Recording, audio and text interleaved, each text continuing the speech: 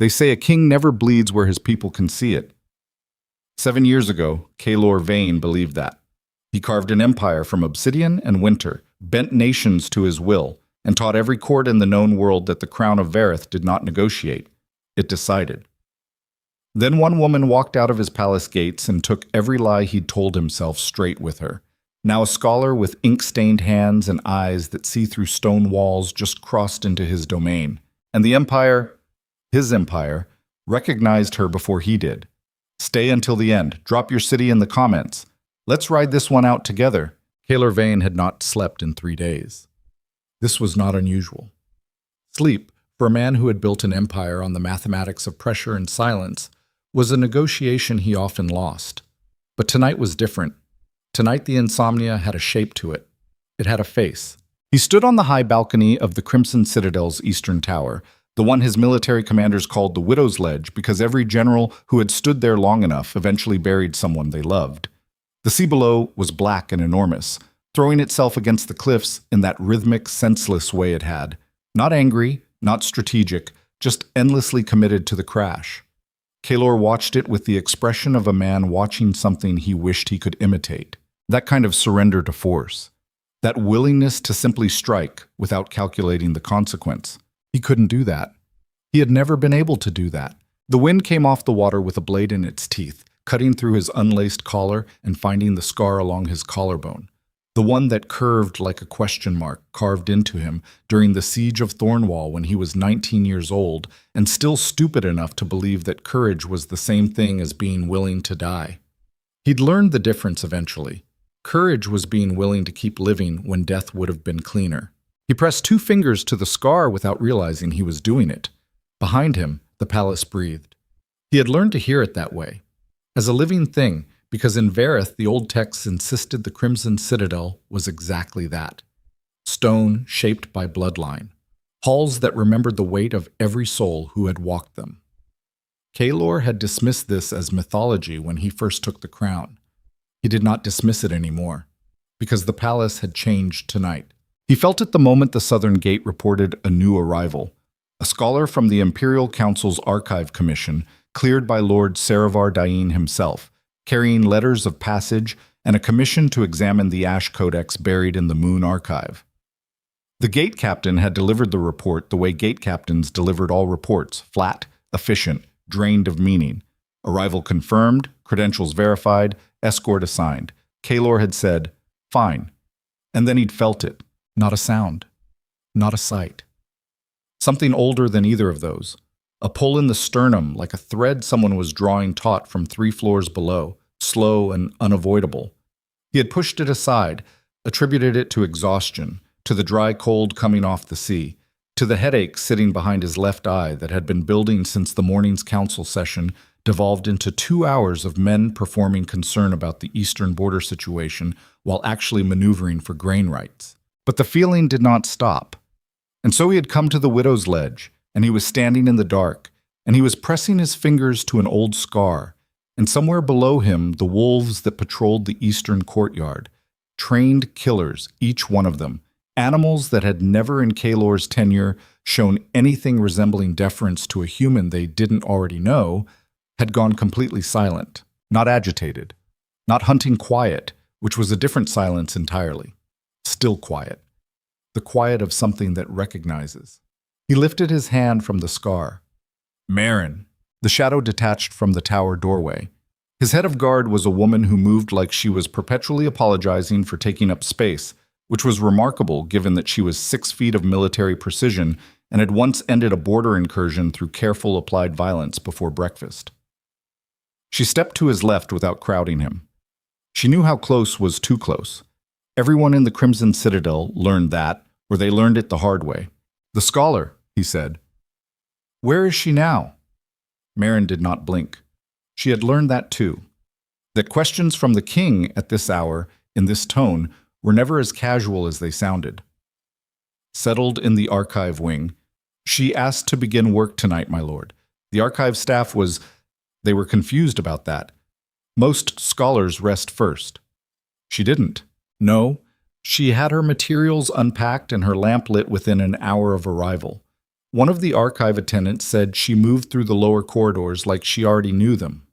The sea broke against the cliff. The spray came up cold and thin and dissolved before it reached him.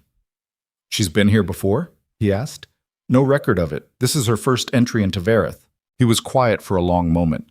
Then he turned from the sea and walked back through the balcony doors without another word, and Merrin fell into step 2 paces behind, because that was the arrangement. Always 2 paces, always ready. Kaelor walked through the Eastern Tower's spiral staircase, past the oil portraits of his predecessors with their uniformly grim expressions and their uniformly heavy shoulders, past the armory alcove where 3 swords sat on their racks, with the particular dignity of weapons that have tasted war and survived it, down into the lower hall where the heating braziers burned orange-red against stone walls. And he did not stop walking until he was in the corridor outside the Moon Archive's upper entrance. He stopped there. He stood in the corridor for a moment, which was not something he did. Hesitation was not in his vocabulary. He made decisions, brutal, clean, sometimes painful. And he moved forward. That was the architecture of how he operated. A king who hesitated was a king who was already being measured for a coffin. But he stood in the corridor, because the feeling had gotten stronger.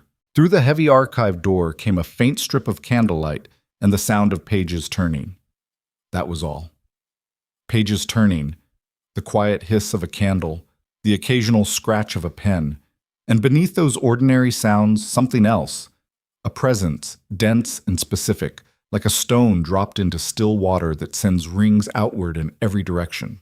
He pushed open the door. The Moon Archive was a high-ceilinged room built in the shape of a crescent, its walls entirely consumed by floor-to-ceiling shelves, crammed with volumes, scrolls, folded maps, and the kind of accumulated weight of history that made the air feel thick with things that had happened. At its center sat a long table of pale wood, scarred by 100 scholars before this one, lit by 3 candelabras burning down toward their last hour. She sat with her back 3/4 toward him. He saw the ink on her fingers first. It wasn't fresh ink, not the tidiness of a scholar who worked with clean hands and wiped regularly. It was deep-set, blue-black, the kind that lived in the whorls of fingerprints and the creases of knuckles, the kind that accumulated over years of serious work. Her hair was pulled back with what appeared to be a piece of leather cord tied into a knot, with the efficient gracelessness of someone who had done it in the dark. Her coat was practical. Her sleeves were pushed to the elbow. She was already 4 pages into what he recognized as one of the Codex's outer translation volumes. She had not heard him enter. This was unusual, because no one who came to the Moon Archive after hours was unaware of the king's footsteps. The palace staff operated with a peripheral alertness built from self-preservation. But she turned a page with a focused deliberateness that told him her entire attention was in the text, not the room. He let 2 seconds pass. "The archive staff," he said, "reports to bed at the 9th bell." She did not startle. She lifted her head slowly, finished the sentence she was reading with her eyes, and then turned in her chair to look at him. Kaelor Veyne had been looked at in many ways in his life. With fear, most commonly. With calculation. With hatred dressed up as admiration. With the particular complicated expression of men who wanted something from him and knew they needed to package that want carefully. With grief after Thornwall. With pity after Lysara left, though the people who looked at him with pity were generally smart enough not to let it show past a single breath.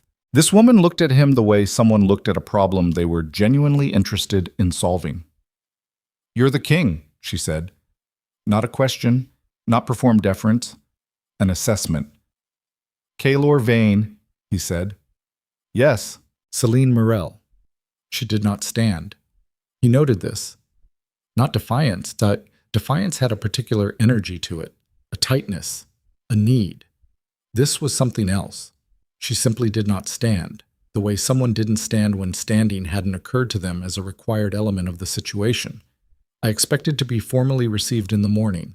Was there a schedule change?" "No schedule change." Then she waited. He crossed into the room and stopped on the other side of the table, putting 12 feet of pale wood between them. "I heard you asked to work tonight." "I did." Most scholars rest after the journey from the capital. "I'm not most scholars." She turned back toward the Codex volume, then seemed to decide against it, and kept her attention on him. Her eyes were not gentle. They were not hard either. They were precise, the way a well-made instrument was precise, built for accuracy, not for comfort. The archive attendant seemed troubled by my request. I wasn't aware I needed permission to work. You didn't.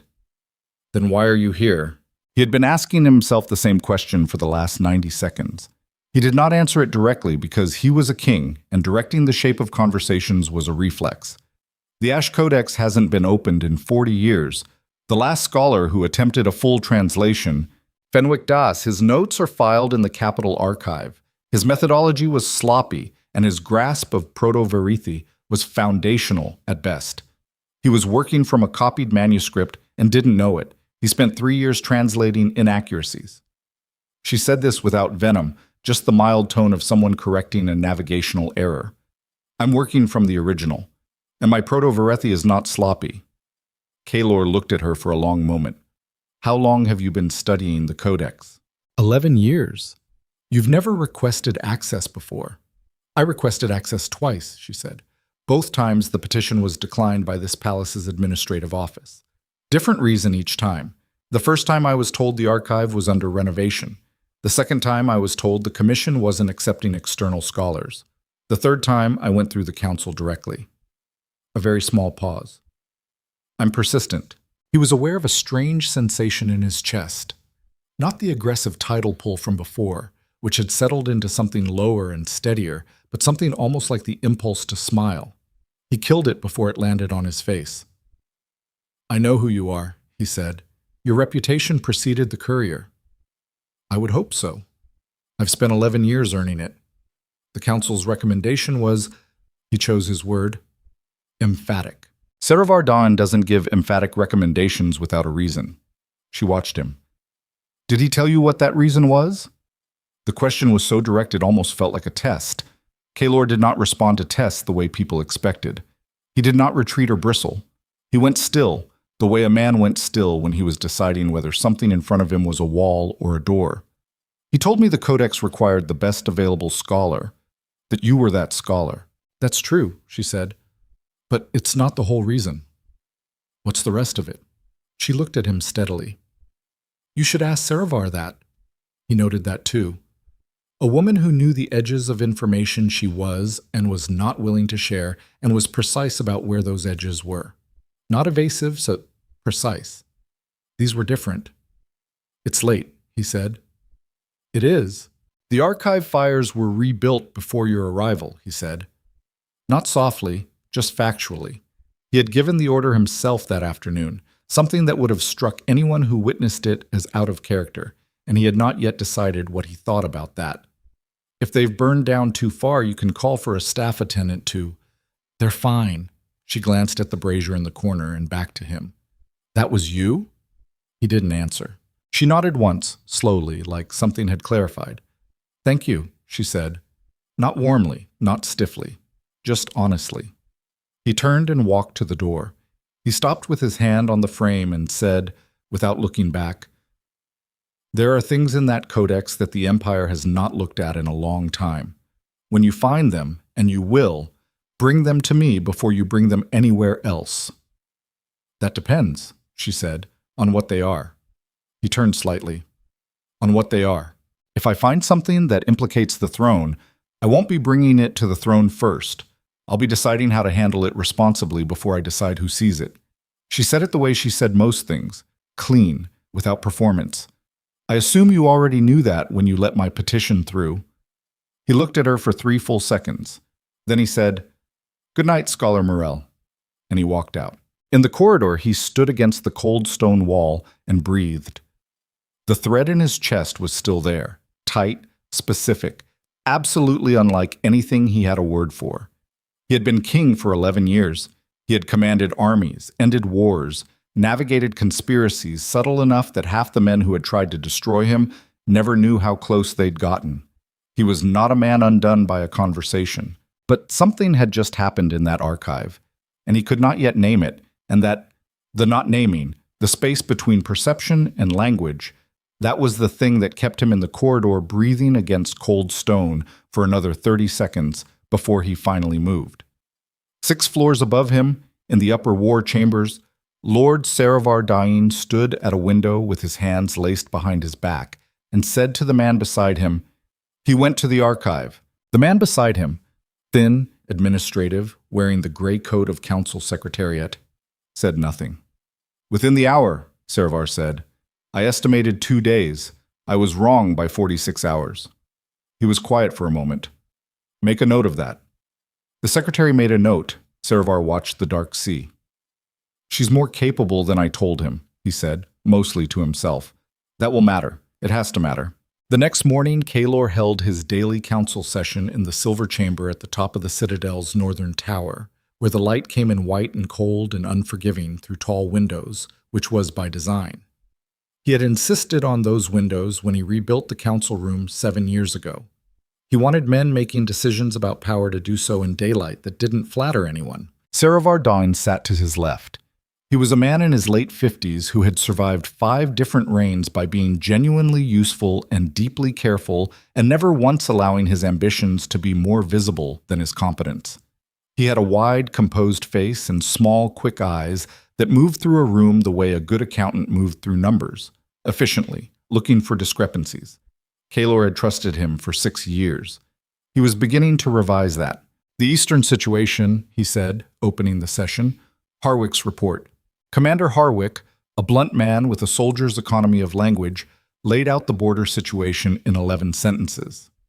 A rival house, the Drave contingent, had been consolidating troops near the eastern meridian under the cover of a training exercise that had been going on 3 months longer than training exercises needed to go. 2 villages along the border had been pressured into housing Drave scouts. No engagement yet, but the language of their positioning was fluent in preparation. "Response options," Kaelor said. Harwick gave 3. Defensive repositioning, which bought time. A formal diplomatic warning with teeth, which required the Drave contingent to respond publicly. Or a direct show of force. 2 battalions to the meridian, visible movement, clear message. Kaelor looked at Saravar. "Your read." Saravar's hands were flat on the table. "Patience," he said. "The Drave contingent is fishing for a reaction. An aggressive posture from us gives them the narrative they want, that Vareth is the aggressor. Diplomatic warning sends the right signal without the commitment. Diplomatic warnings to the Drave House have the efficacy of wet paper," Kaelor said flatly. "Agreed. But the form matters to the surrounding houses who are watching to decide who they position behind. We want to be the party that extended reason before we deployed force. It matters for what comes after." Kaelor considered this for 3 seconds, which was longer than he usually took. "Harwick, defensive repositioning plus a formal warning. Make the repositioning visible enough that it reads as conviction, not fear. The warning goes through official channels, but I want the language drafted by me, not the diplomatic corps." Harwick nodded. "The Ash Codex Commission," Saravar said, transitioning smoothly. "Scholar Mirel settled without issue?" Kaelor looked at him. "She did." "Good. The council is eager for the preliminary translation notes, within the first week, if possible." "The council will receive what the scholar determines is ready for sharing," Kaelor said. "On her timeline, not a requested one." A beat of silence. 2 of the council members exchanged the kind of look that passed between men who had learned to communicate without being caught communicating. Saravar's expression did not change. "Of course," he said. "The council simply wants to ensure the commission's progress is documented," Kaelor said. "Yes, it will be documented." Moving on. He felt Saravar watching him for the rest of the session with those small, careful eyes, and he gave him nothing to read, which was something he was very good at, and had been since he was 23 and first understood that a king's face was a political document. That afternoon, 3 hours before the light died, he walked through the Moon Archive without announcing himself. She was at the same table. She had pushed 2 of the candelabras to the far end and surrounded herself with what looked like organized chaos, but looked on closer inspection like a very deliberate system. Reference volumes in a stack to her left in sequence. Translation notes in her own hand covering 6 pages to her right. The codex itself opened before her to a section he couldn't read from the doorway. She had a smear of ash on her forearm from the brazier. She had not noticed it or had noticed it and not cared. "You're not going to announce yourself?" she said without looking up. "You did yesterday." "How did you know I was here? You have a particular way of standing in a doorway." She looked up. There was a line of concentration between her brows that had been there long enough it left a faint impression even when her face relaxed. Like you're deciding whether to take the room or give it time to surrender first. He walked to the table. He looked at the open codex. The script was dense, Proto-Varethi written in the Old Palace hand, which layered meaning across multiple registers simultaneously so that a single sentence could carry political, legal, and metaphorical content stacked on top of each other like sediment. It was notoriously difficult to parse. He had tried to read it himself once, 6 years ago, when Saravar first mentioned it. He had managed half a page before his head began to throb. "What section is that?" he asked. Succession law. Specifically, the provisions around what the text calls the Varethi blood right threshold, conditions under which a sovereign's territorial claim can be reinforced or dissolved through non-military means. She ran her finger along a line without touching the page. It's being used as a framework for the Empire's current border policy. The interpretation in use is incorrect. He looked at her sharply. Explain. The current policy assumes the blood right threshold applies only to direct lineage, but the original text applies it to domain designation, meaning it's territorial, not genealogical. The implication for the Eastern Meridian situation is... She stopped. Her eyes found his. I heard the council this morning. The archive ventilation carries sound from the northern tower. He was quiet. I wasn't listening deliberately, she said. What's the implication for the Eastern situation? She looked at him for a moment. Deciding something, he could see the decision moving through her like weather. Then she picked up her translation notes and found a specific paragraph. If the blood right threshold applies territorially, then the Drave contingent's positioning in a domain that has been under Vareth's administrative designation for 30 years constitutes an automatic breach of the sovereign accord. You don't need a formal warning. You don't need to choose between appearing aggressive or appearing weak. You have precedent in the Codex that their positioning is already an illegal act under imperial law. Juan. The room was very quiet. That's a significant finding, he said. It's also one that several people in your council would be very uncomfortable with, she said, because it removes their ability to manage the situation for extended periods. It forces a resolution. She set the notes down. I'm telling you because you told me to bring you findings before I bring them anywhere else. And because I think you should know which members of your council are aware of this interpretation and have been sitting on it. He looked at her. You think someone knows? I think someone probably knew before I got here. She said it without drama. The council sent me to translate a document that supports a position that benefits the crown directly. The question is whether they sent me to reveal that support or to be the person who reveals it so they don't have to be the ones who did. The cold afternoon light came through the archive's narrow windows at an angle that caught the ink on her fingers and made them look like something painted. Kaelor pulled out the chair across from her and sat down, which was not something he usually did. He stood, in council, in war halls, in throne rooms, because standing was dominance and seated was vulnerability, and he had built his operational life on the management of that particular mathematics. He sat. How much do you know about the political structure of this council? He asked. Enough. I've been preparing for this commission for 2 months. She leaned back slightly in her chair, the first relaxed movement he'd seen her make. Saravar is functional and loyal up to the point where loyalty conflicts with his estimation of long-term stability. When those two things diverge, he chooses stability. He's been choosing stability for 6 consecutive kings, which tells you how adaptable he is and how long his actual loyalties run. A brief pause, which means he's useful until he decides you're the instability. Eat Simi or ski. And his estimation of me? I don't know yet. She held his gaze with the steadiness of someone who had spent a long time in rooms where steadiness was the only form of armor that worked. What I know is that he was unusually invested in ensuring I received this commission. A man like that doesn't invest without a return in mind. You're telling me you're potentially his instrument. I'm telling you I might be, and that I think you should know that I'm aware of that possibility. Because if I'm his instrument without knowing it, that's dangerous. But if I know it and I'm telling you, then whatever he intended me to be, I'm not. She let that sit. You can decide what to do with that information. Kaelor looked at the Codex, then at her, then at the Codex again. Continue your translation, he said. That was always the plan. The council's timeline for preliminary notes, 3 weeks, not 1.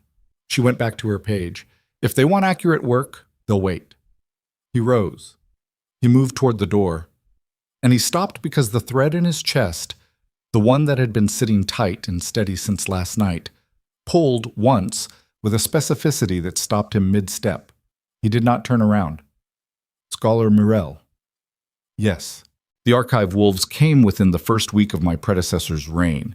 The pack recognized him before the formal installation. He had never told anyone this. He was not entirely sure why he was saying it now. The old records say the pack's recognition has never been wrong. A long pause. What did they do last night? She asked. They went quiet, he said. All of them. Another pause. Longer. What does that mean? She asked, and for the first time her voice had something under it. Not fear, but the sound of someone who has just found a word for something they recognized before they had the language. I'm not sure yet, he said, which was the first completely honest answer he had given anyone in a long time. He left the archive. He walked through the lower hall and up the eastern staircase and through the passage that led to the private war room, a small, stone-walled chamber where he did his actual thinking, separate from the performance of decision-making that the council chamber required. He built the fire himself, sat at the single table, spread the map of the Eastern Meridian flat under his hands, and stared at it, not at the troop positions, at the territorial lines. He thought about a woman who had been turned away from his archive twice and found a third way in. He thought about ink so deep in someone's fingers it had become part of their skin. He thought about how she had not stood when he entered the room, and how that had felt less like disrespect and more like the absence of the particular fear he had grown so accustomed to that its absence had become noticeable. He thought about Lysara. He did not think about Lysara often anymore. He had learned, the brutal, methodical way he learned everything, to cauterize that line of thought at the source. She had not been cruel. She had not been dishonest, not exactly. She had been overwhelmed. She had told him that the last night, standing in this same citadel, in a corridor 3 floors below where he'd stood just now in the dark, she had said, I cannot be next to something this large. It takes everything. There is nothing left of me when I stand beside you. He had tried to argue with that. He had lost. She left at dawn, and he had not opened the gate for a foreign court since, and he had rebuilt himself very carefully around the knowledge that some things he could have and some things he could not, and proximity was something he could not, and that was simply the price. The price of the crown, the price of the throne room and the armies and the sea crashing against cliffs outside his window. He had paid it. He had kept paying it. And then she had looked at him with those precise, ungentled eyes and asked if the fire being rebuilt was his doing, and said thank you like it was just a fact, and somewhere in his chest a thread had pulled taut that he did not know how to release. He stared at the Eastern Meridian. He thought, this is not useful. He thought, be careful. He thought, beneath both of those, the wolves went quiet. All of them. 3 days later, the thing he had been careful about proved itself necessary. He came to the archive that evening.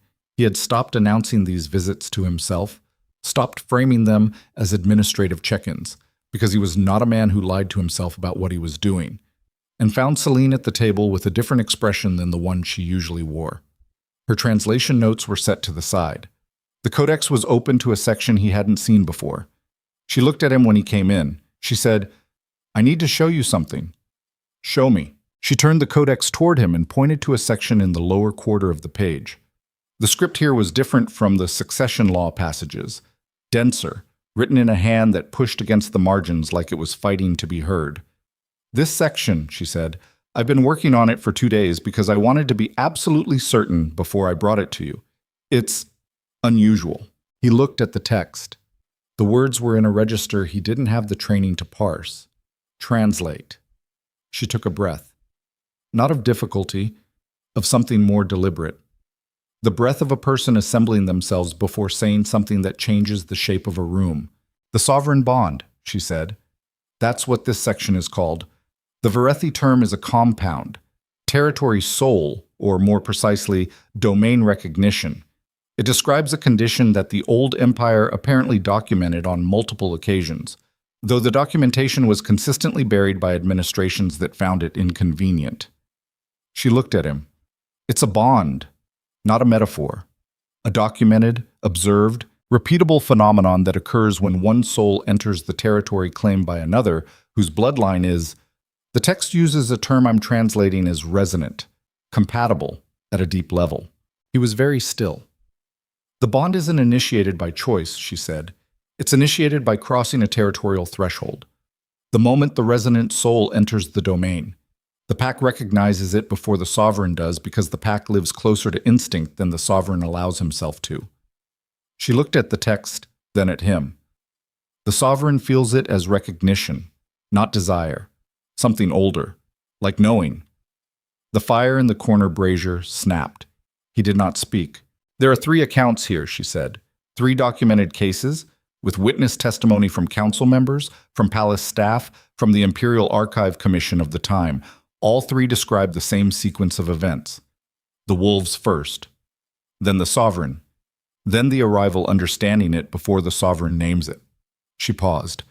The accounts are written in different hands across different eras. They're consistent with each other because they're all describing the same thing. And what does the Codex say it means? He said. His voice came out quieter than he intended. It says the bond requires acknowledgement, she said. Not immediately, but within a specific window after activation. The text calls it the 30th moon after the soul's entry into the domain. She looked at him with those precise, not gentle eyes. I arrived 4 days ago, which means, I know what it means, he said. Silence. The archive was very cold. The fire was not enough for the size of the room. He had never noticed that before. Selene. He used her name without the title. He hadn't planned to. What does the Codex say happens if the bond isn't acknowledged in time? She looked at him for a long moment. Kaelor, she said, and the use of his name, not the king, not his title, landed in his chest like something thrown. It says both souls fracture. He stood at the table across from her in the cold archive with the Codex open between them and the sea audible somewhere below. And the wolves in the eastern courtyard so quiet the silence had weight to it, and he thought, I told myself to be careful. And he thought, I have been careful for 7 years. And he thought, I have been careful for 7 years, and I am standing in an archive in the middle of the night because I can't stop coming back, and the wolves haven't made a sound since she arrived, and she is looking at me right now like the problem is genuinely interesting to her, and something in my sternum has been pulling toward her since before I knew her name. He picked up the nearest candelabra and turned it toward the passage she'd shown him, and read the Proto-Varethi as far as his limited grasp of it would take him, which was 3 lines. And what he read in those 3 lines confirmed everything she'd said and added one detail she had not yet mentioned. He set the candelabra down. There's more, he said. It was not a question. Her hands were very still on the table. She did not look away. Yes, she said. What else does it say? And before she could answer, the door to the archive slammed open with the particular violence of an emergency, and Marin was in the doorway with a face that had shed all its usual careful composure, and behind her 2 guards with torches, and behind them the sound of the Citadel coming alive, boots on stone, voices sharp and urgent, the low horn signal from the eastern watchtower that meant one thing and one thing only. Marin said, My lord, they found him. Kaelor turned. Who? The archivist, Marin said. Penwick, the senior archive staff member who cleared Scholar Mirel's entry documents. He was found in the lower passages 20 minutes ago. Her voice was level, but her jaw was tight. He had been carrying a copy of the Codex, not the original, a copy made within the last 10 days, annotated in a hand we don't recognize. She looked at Selene, then back at Kaelor. She looked. Someone inside the palace has been working on their own translation of the Sovereign Bond passage, and they are significantly further along than we are. The torch smoke curled toward the archive ceiling. Kaelor stood between the Codex and the door, with the thread in his chest pulled so tight it was almost pain, and he understood 2 things simultaneously with the absolute clarity that only came to him in moments of genuine danger. The first was that something had been set in motion in this palace that was not about scholarship and had never been about scholarship. The second was that whoever had that copy of the Sovereign Bond passage already knew what it meant, and they had exactly 26 days left. Marin, he said. Lock the eastern passages. Double the archive guard. No one enters or leaves the lower corridors without my direct authorization. Yes, my lord. He turned to Selene. She was already on her feet. She had already moved to stand in front of the original codex, placing herself between it and the open door. And her expression was that of a woman who had found the edge of a very large thing and was looking over it without blinking. How much do you trust Saravar Dain? She asked him. He looked at her, at the codex, at the empty doorway that led to passages now compromised by someone who knew their way around the Empire's oldest secrets. Tell me the rest of it, he said, what the passage says after the fracture. She held his gaze. It says, she said very quietly, that the bond cannot be broken once named, only denied, and denial over time does not protect either soul. It consumes them. The horn from the eastern watchtower sounded again. 2 short blasts and 1 long one. War signal. Someone was already moving. The horn sounded again, and this time it did not stop. 2 short, 1 long, and then it held, that final note sustaining itself across the wet night air like something wounded, like the citadel itself was drawing breath through damaged lungs. Kaelor counted the beats from habit, from 11 years of learning to read the language of emergency before the words arrived to explain it. Eastern Watchtower. Long hold. That meant movement, not a scout, not a single rider. Movement plural, movement with weight and organization, the kind that required a sustained signal to convey. He was already walking before Merrin finished pulling the door wide. How many? He said. Merrin fell into his pace without missing a step. Commander Harwick estimates 2 companies, my lord. Drave colors, but no standards raised. They're keeping the formation low, hugging the tree line along the eastern meridian. They're not announcing themselves. No. Then they're not here for diplomacy. He moved through the lower corridor toward the eastern staircase, and the palace moved with him the way it always did when the king was at speed. Staff pressing into walls, guards repositioning, the machinery of authority recognizing its center of gravity and aligning accordingly. Where's Harwick now? War room. He's been there since the horn. And the council? A fractional pause. Saravar Dain was notified first. Before you were, my lord. The Night Secretary sent a runner to his chambers at the same time as the watchtower signal was relayed. Kaelor stopped walking. It was not a dramatic stop. It was the stop of a man whose internal calculation has just been interrupted by a number that doesn't fit the equation. He stood in the corridor for 2 seconds, and the guards behind him adjusted without sound, and Merrin stood with her arms at her sides and her face in the careful neutral that she wore when she had information she was offering him the space to request. Who gave the order that Saravar's chambers be notified simultaneously with mine? He said. It's in the standing night protocol, my lord. Chief Minister receives concurrent notification on any— I wrote that protocol, Kaelor said. I wrote it for administrative emergencies, tax crises, diplomatic communications arriving after the 8th bell. He was quiet for 1 more second. Not military signals. No, Merrin said. Not military signals. He started walking again. Here is the thing about power that men who have never held it at the highest level do not understand. It is not the enemies outside the walls that end kingdoms. Those are visible. Those can be counted, positioned, engaged, defeated. What ends kingdoms is the slow, patient erosion of information by people close enough to the center to redirect it. The architect of a siege rarely stands outside the gates. He stands in the war room, looking at the same maps as everyone else, and ensures that what reaches the king first is what the architect needs the king to believe. Kaelor had known this for 11 years. He had built his entire internal structure around this knowledge, around the idea that loyalty was a resource that depleted with opportunity and required constant re-earning. He had trusted Saravar Dain because Saravar had been useful, and useful was the most reliable form of loyalty available to a king. Men who needed the throne to remain stable in order to maintain their own position were more reliable than men who professed devotion. But useful to whom and stable toward what end, those were questions that required constant revisitation. He walked into the war room. Harwick was at the eastern map, tracing troop positions with a grease pencil, moving with the efficient quiet of a man who had done this specific thing in this specific state of emergency enough times that his body had memorized the procedure. 2 junior commanders flanked him, The fire in the war room's hearth was high and throwing moving shadows across the stone walls. Saravar Dain was already there. He stood at the far end of the map table with his hands behind his back, and his expression was the expression of a man watching a situation he has anticipated and is managing his management of.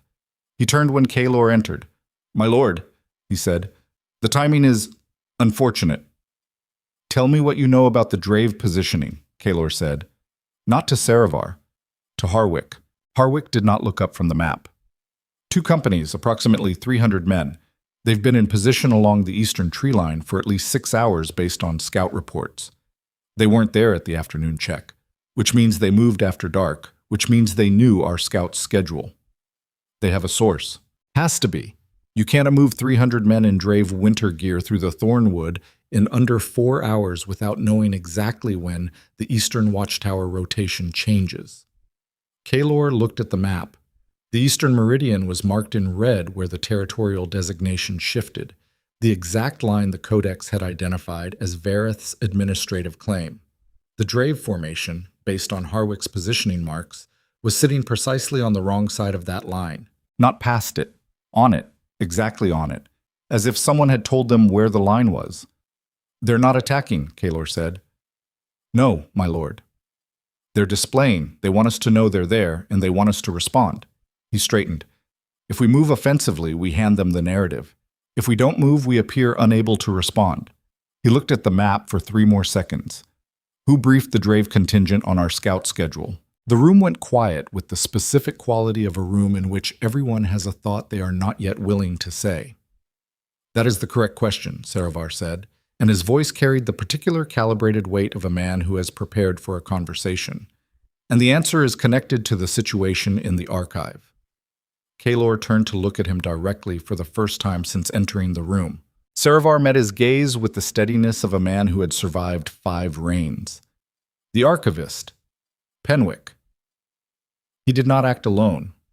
He had a facilitator, someone with access to both the military schedule and the archive's restricted holdings. He paused the precise amount of time a skilled political operator pauses before a disclosure. "I have reason to believe the Scholars' Commission was used as a mechanism to accelerate a sequence of events that had been set in motion before her arrival." "You're saying she's complicit," Kaelor said. "I'm saying it's a possibility that cannot be dismissed." "It can be dismissed," Kaelor said, "because the scholar herself told me, within 48 hours of her arrival, that she was aware she might be someone's instrument and that I should know she was aware of it. Complicit parties do not self-identify." Saravar did not blink. "A sophisticated operator might do exactly that. To establish trust before—" "Where's the copy of the Codex passage?" Kaelor said to Marin. "Evidence room. Eastern passage, my lord." "Who has seen it?" "Myself. 2 guards, the archivist, obviously." "Saravar." Kaelor looked at him. "Have you seen it?" The smallest possible hesitation. "I was informed of its existence." "That is not what I asked." The fire moved. Outside, the horn had gone quiet, replaced by the lower, more constant sounds of the palace's military wing activating. Boots, commands, the creak of equipment. "No," Saravar said. "I have not seen the physical copy." Kaelor watched him for a long moment with the specific patience of a man who has learned that silence is one of the sharpest tools available, because it requires the other person to decide whether to fill it, and how they fill it tells you more than any direct question would. Saravar did not fill it, which told Kaelor something. "Harwick," Kaelor said without looking away from Saravar. "Hold our position at the current watchtower line. No offensive movement. Light the secondary signal fires along the meridian. All of them, simultaneously. I want the Drave contingent to see an empire that is awake and watching, not one that is scrambling." He paused. "And move the first company to the staging ground at the eastern gate. Don't deploy them, just move them. Let the Drave scouts report what they see." "Yes, my lord." "Saravar." Now he moved toward the door. "You'll come with me." Saravar came. They walked in silence through the corridor that connected the war room to the private passage above the throne chamber, a passage that was, significantly, not accessible to the palace's general staff, not on any administrative map, and not a place that conversations were typically held because it contained nothing except stone walls and a narrow window overlooking the courtyard below, which meant it could not be entered from any direction without being seen. Kaelor stopped at the window. Below, in the torchlit courtyard, he could see the first company beginning to organize. Not rushed, not panicked, moving with the drilling precision that distinguished Vareth's military from every competing force. He watched them for a moment. Then he said, "The Sovereign Bond Passage." Saravar was very still beside him. "My lord, the copy found on Penwick, who commissioned it." "I don't know that." "I believe you don't know who specifically made the request," Kaelor said. "I don't believe you have no theory." He kept his eyes on the courtyard. "Give me the theory." A long pause. Long enough that Kaelor counted 12 torches in the courtyard below before Saravar spoke. "There is a faction within the noble houses," Saravar said, "that has been concerned for the past 2 years about the question of succession. You have no heir. You have no formal bond. The Empire's stability, in their assessment, rests on a single point of failure: your continued health and reign." He kept his voice level and administrative. "The sovereign bond, if authenticated and activated, resolves the succession question in a way that no council negotiation can override. It also binds the throne to an outsider, which destabilizes existing alliance structures." Another pause. "There are houses that want the bond authenticated, and houses that want it destroyed before its implications become legally binding. And which side arranged the copy?" "I believe," Saravar said carefully, "that the copy was made by someone who wanted to understand the full extent of the bond's provisions before deciding which side to position behind. Someone who hadn't read it yet. Or someone who wanted their own record of it, independent of palace control." Kaelor turned from the window. He looked at Saravar in the narrow passage light, the man who had run this empire's administrative apparatus through 5 kings, who was genuinely capable and genuinely useful, and who was standing here in a private passage trying to give him partial truths assembled in an order that would direct his conclusions. "Tell me something, Saravar." His voice was flat and quiet. "When you arranged the Scholar's Commission, when you pushed her petition through after 2 previous declines, was it because she was the best available scholar, or was it because you needed the bond's provisions read aloud by someone the throne would trust?" Saravar looked at him. This was the moment that separated politicians from men, the moment when the architecture of careful management met the simple weight of a direct question from someone who was not going to accept a reframe. "Both," Saravar said. "Both. She is the best available scholar. That is not a fabrication." He held Kaelor's gaze with the steadiness of a man who had decided that partial honesty was the safest available exit.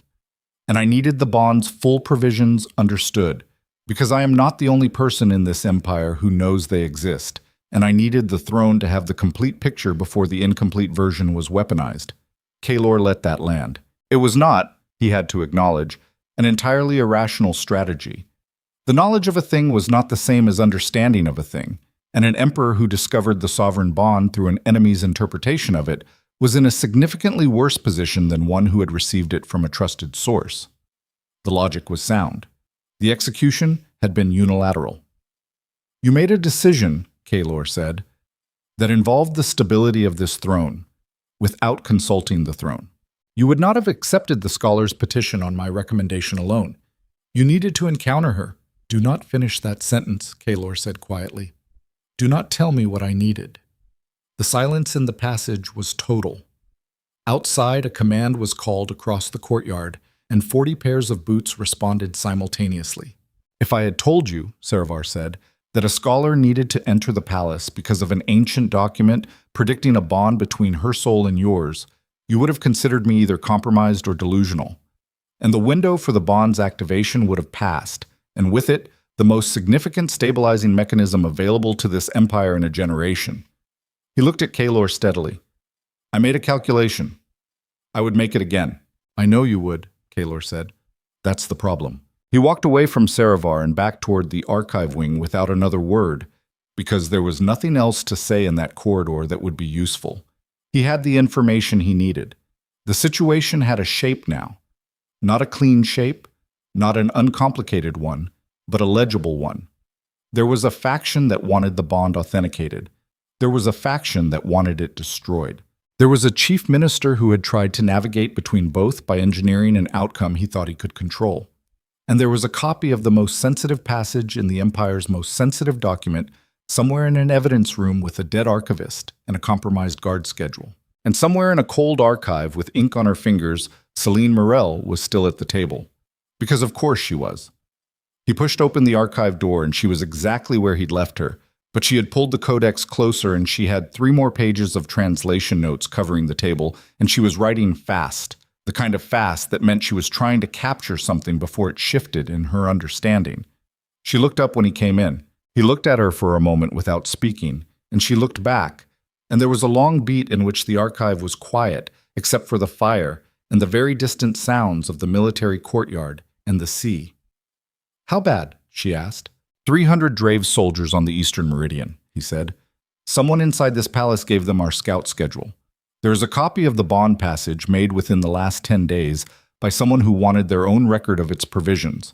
And my chief minister arranged your commission because he determined that the bond's activation was in the Empire's strategic interest, and that the best way to ensure I didn't interfere with that process was to ensure I didn't know it was happening." She was quiet for a moment.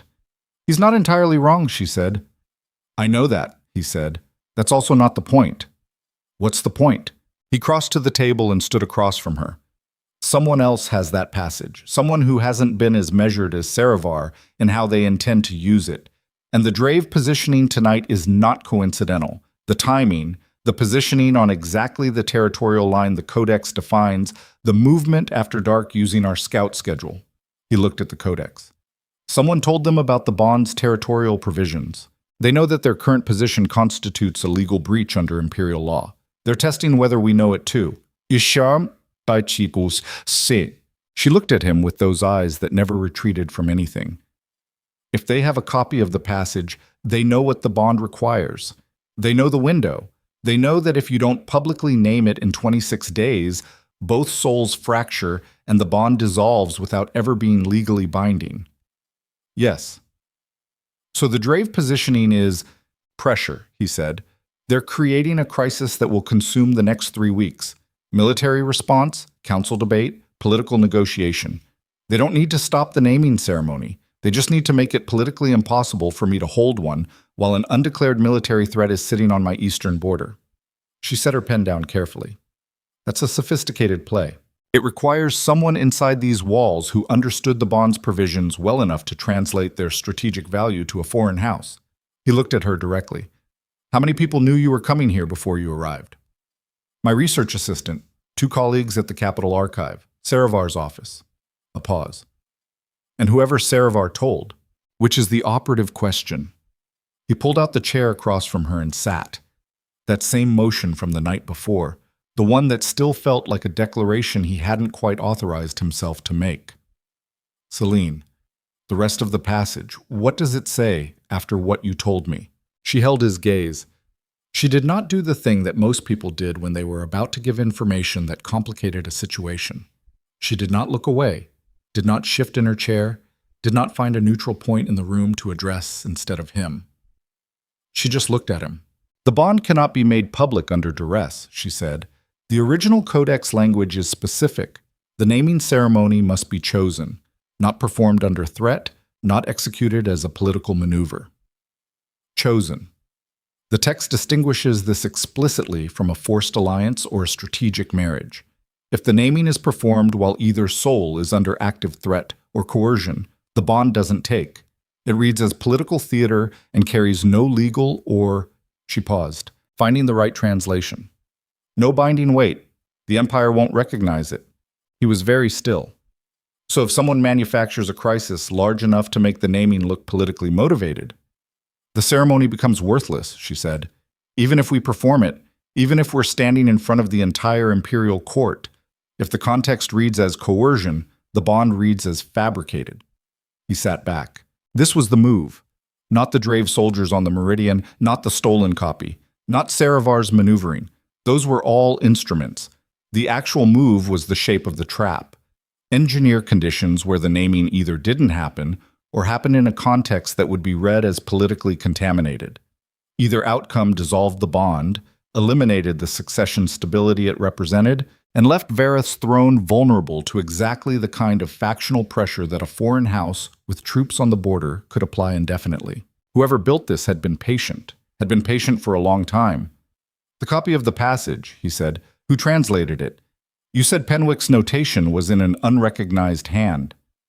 "Marin told me on the way back in." "Yes. But the translation was accurate.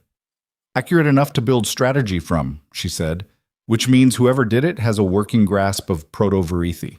Not fluent, but functional. How many people in this empire have functional Proto-Varethi?"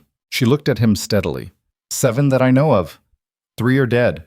2 are retired and have not been active in scholarship for over a decade. 1 is me." She paused. "And 1 is a man named Casvar Doln, who holds a junior council position and has been quietly building a research reputation for the past 4 years. He studied under Fenwick Das before Das's methodology was discredited."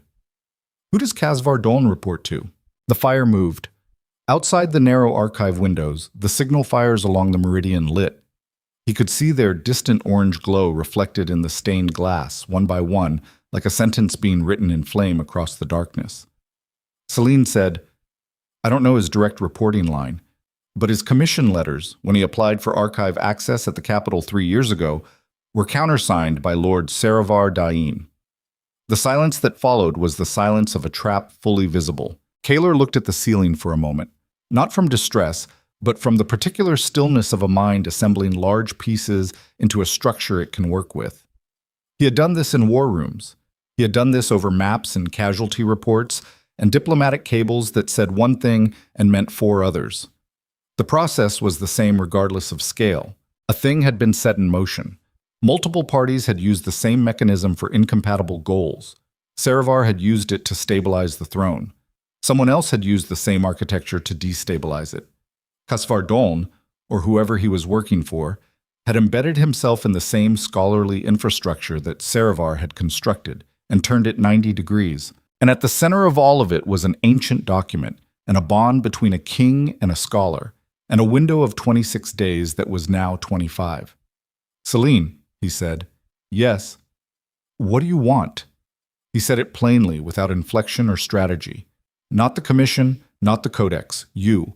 What do you actually want out of this?" She looked at him for a long time. This, he had learned in 2 days, was how she treated serious questions. She gave them the gravity they deserved. She did not rush the answer to fill the space. She sat in the question long enough to make sure the answer she gave was the accurate one rather than the convenient one. He had asked the same question to a dozen advisors in the last decade and received answers in under 3 seconds from all of them, and every one of those answers had been constructed rather than felt. "I want the codex to mean something," she said. "Not to be buried again. Not to be used as a political lever by people who will discard it the moment it stops being useful. I've spent 11 years on this document, 11 years building toward a translation that could actually be read and applied and remembered." A pause. Not of uncertainty, of precision. "And I want to know whether what we're dealing with is real." "The bond." "Yes." Her voice did not change in volume. It changed in weight. "I felt it, Kaelor, when I crossed the gate. I felt something settle that I didn't know was unsettled, and I have spent 2 days trying to convince myself that was a response to finally getting access to the archive I've been fighting to reach for 11 years, but that's not what it was. And I am a scholar. I do not make claims about phenomena I cannot support." He looked at her. He thought about standing on the widow's ledge with his hand on an old scar. He thought about the wolves. He thought about walking into this archive the first night and standing in the doorway for 20 seconds deciding whether to enter, which was not something he did, which had never been something he did. "It's real," he said. She breathed. It was a small thing, a single exhale, not dramatic, not released, just the breath of someone who has been holding a conclusion at a careful distance and has just been given permission to stop the effort. "Then we have a problem," she said. "Several." "No.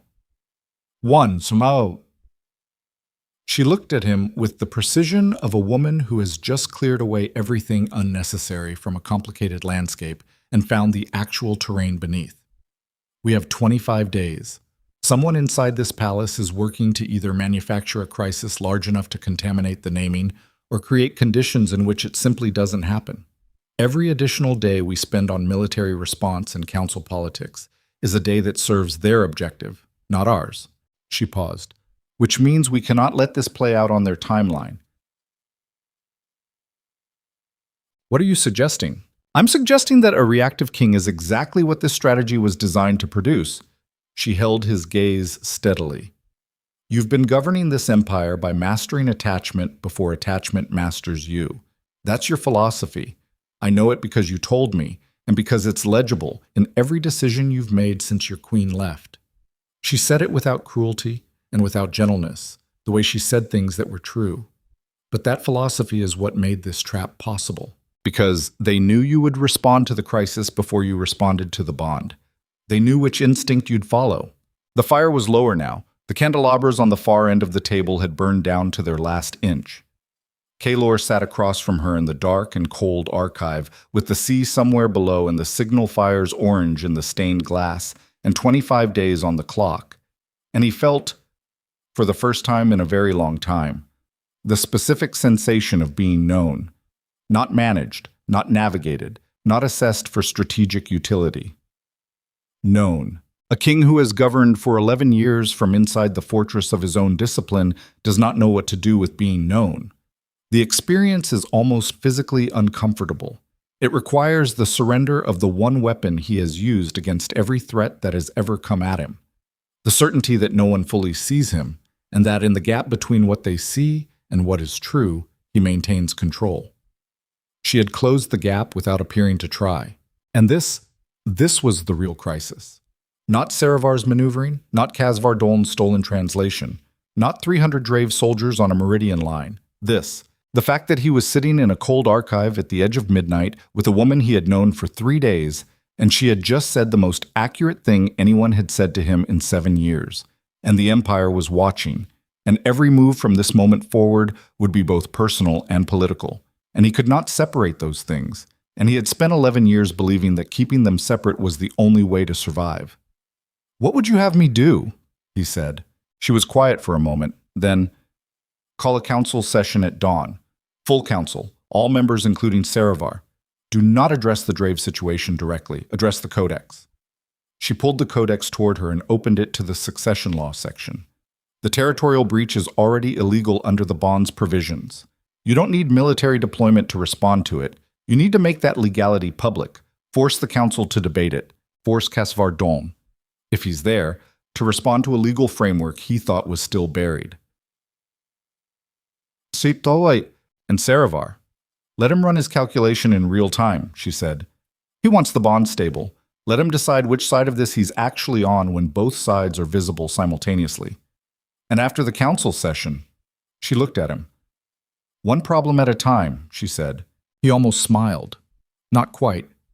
The reflex was rusty from disuse and stopped before it reached his face. But something in the vicinity of his eyes shifted, and from the way she looked at him, he understood that she had seen it. He rose from the chair. He straightened. Not performed straightening, not the deliberate assumption of royal posture, but the kind of straightening that happened when a man had been sitting under a weight and had found, briefly, something solid enough to push back against it. "Lock the Codex in the lower vault," he said. "Only you and I have access. Do not let archive staff enter without my direct authorization." "Agreed. I'll have Marin post a guard outside the archive entrance. Kaelor." She said his name with that same quality as before. Direct, specific, not decorative. The council session, when they push back on the Codex provisions, and they will because several of them have built their positions on the incorrect interpretation that's been in use, you cannot defer to me in the chamber. If you need to cite my translation, cite it as your own research. If they know it came from me, they'll attack the source instead of the argument. He looked at her. "That would require me to stand in front of my council and present scholarship that isn't mine," he said. "It would require you to present scholarship that is accurate and that you understand and can defend," she said. "There's a difference. I'm not asking you to take credit. I'm asking you to be the wall that the argument stands behind. Because the argument can't stand on its own in that room. Not yet. Not until the bond is named and I have standing." He thought about this. He thought about what it cost, Not ethically, the ethics were navigable, but structurally. A king who presented scholarship he hadn't personally produced was, in some technical sense, performing. And performance was a risk because it required maintenance and could be exposed. But a king who walked into a council chamber with a scholar on his arm and said, in effect, "She has authority here," was a king who had already shown his hand in a room full of men who would use that hand against him. 25 days. "Fine," he said. "The transition law passage," she said. "Start there. The territorial designation argument. It's airtight, and it puts the Drave breach on legal footing before anyone can reframe it as aggression." She was already pulling her notes back toward her. "I'll have the full argument prepared before the fourth bell." He turned toward the door. "Selene?" "Yes." He stopped. His hand was on the doorframe. The archive behind him was dark and cold, and she was in it, in the last of the candlelight, with her pen in her hand and ink on her knuckles, and 11 years of work open on the table in front of her. "What you said earlier," he said, "about the bond requiring choice, not performed under threat." "Yes." He was quiet for a moment. Outside, the sea was still doing what the sea did, vast and committed, and without strategy, just the endless crash of force against stone. "Whoever designed this trap understood something about me," he said. "They knew I would respond to the military crisis first. They designed the timeline assuming I would spend the next 3 weeks in reactive command position. They designed it assuming that by the time I turned my attention back to the bond, the window would be too narrow or the context too contaminated." He paused.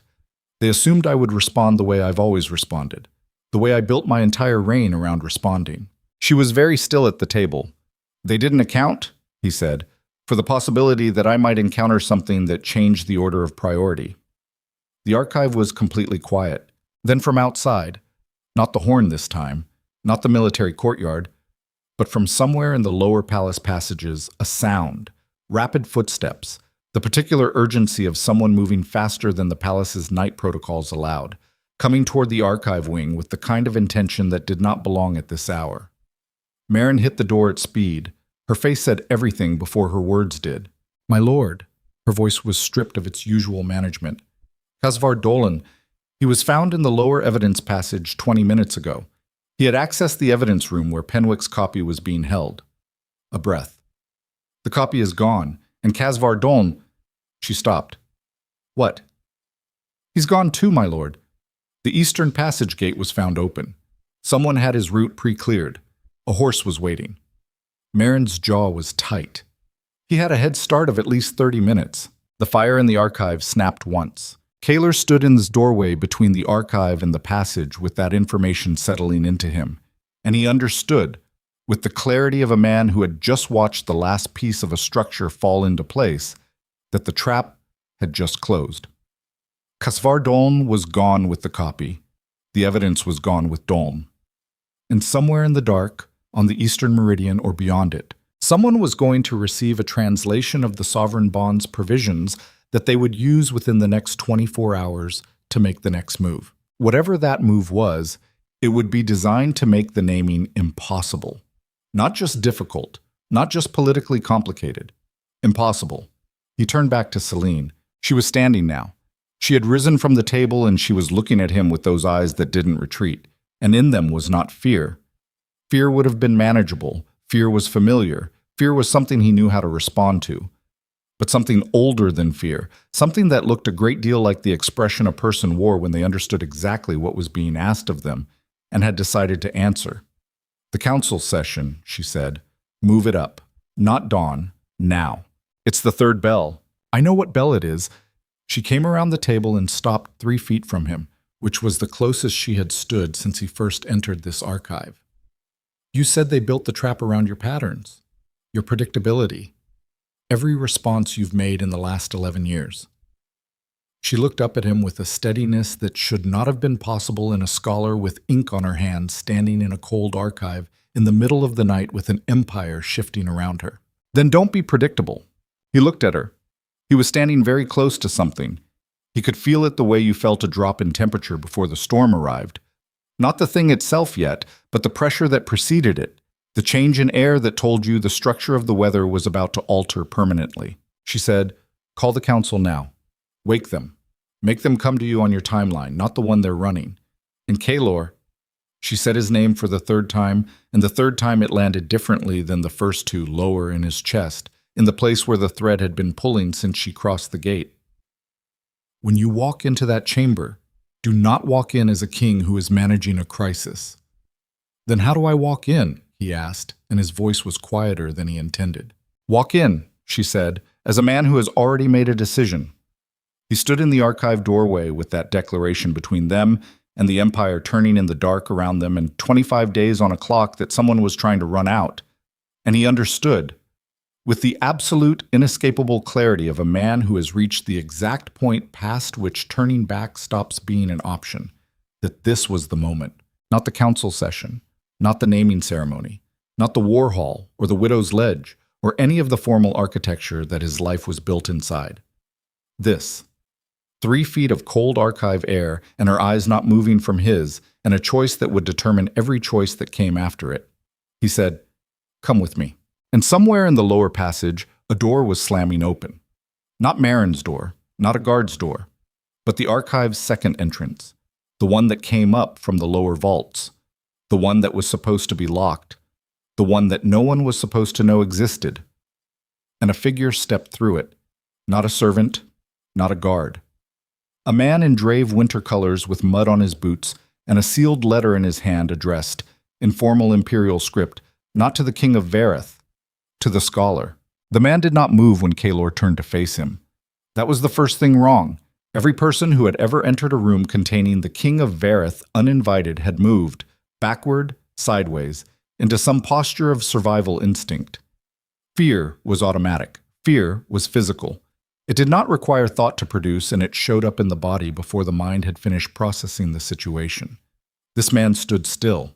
He was somewhere past 40, built lean and durable the way men built themselves when they spent years moving through difficult terrain.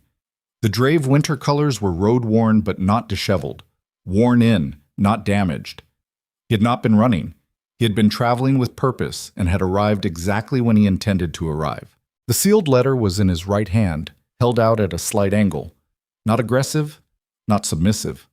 An offering with patience in it, the kind of patience that had calculated what room it was walking into. Kaelor said, "How did you access this passage?" Not a question, a statement with an answer required at the end of it. The man looked at Selene, not at the king, at the scholar. "The letter is for you," he said. His accent was educated drave, the kind that had been smoothed through years of court proximity. "I was asked to deliver it personally." "By whom?" Kaelor said, still looking at Selene. "That information is in the letter." Marin had her hand on the short blade at her hip. The 2 guards who had come in behind her were positioned correctly, flanking the lower vault entrance, cutting off the route the man had used. He had noted this without appearing to note it, which meant he'd assessed the room before he stepped into it, which meant he had a map of this passage, which meant someone in this palace had given it to him. Selene looked at the letter, then at Kaelor. He gave her nothing with his face. He gave her the king's face, which was a controlled surface designed to communicate exactly what it chose to and nothing else. But she was looking at him the way she looked at difficult text, not for what it displayed, but for what it structured, for the logic beneath the language. And after 2 seconds, she turned and walked to the man and took the letter from his hand. She broke the seal. She read it. The archive was quiet enough that the candles could be heard burning. Kaelor watched her face, and her face was the face of someone reading something that required their entire concentration to stay level. The kind of reading that showed up in the jaw and the slight tension at the corners of the eyes, and the very specific stillness that was not composure but the effort being made to maintain it. She finished. She held the letter at her side. She said to the man, "Who else has read this?" "No one. I was given the original. There are no copies." "That's not an answer to my question." A slight pause. "The person who wrote it." "Myself. Now you." She turned to Kaelor. Her face had changed, not collapsed. She was not a woman who collapsed. But something underneath the precision had shifted, the way bedrock shifted, slowly, with the weight of things too heavy to be held in place indefinitely. "Read it," she said, and handed it to him. He read it.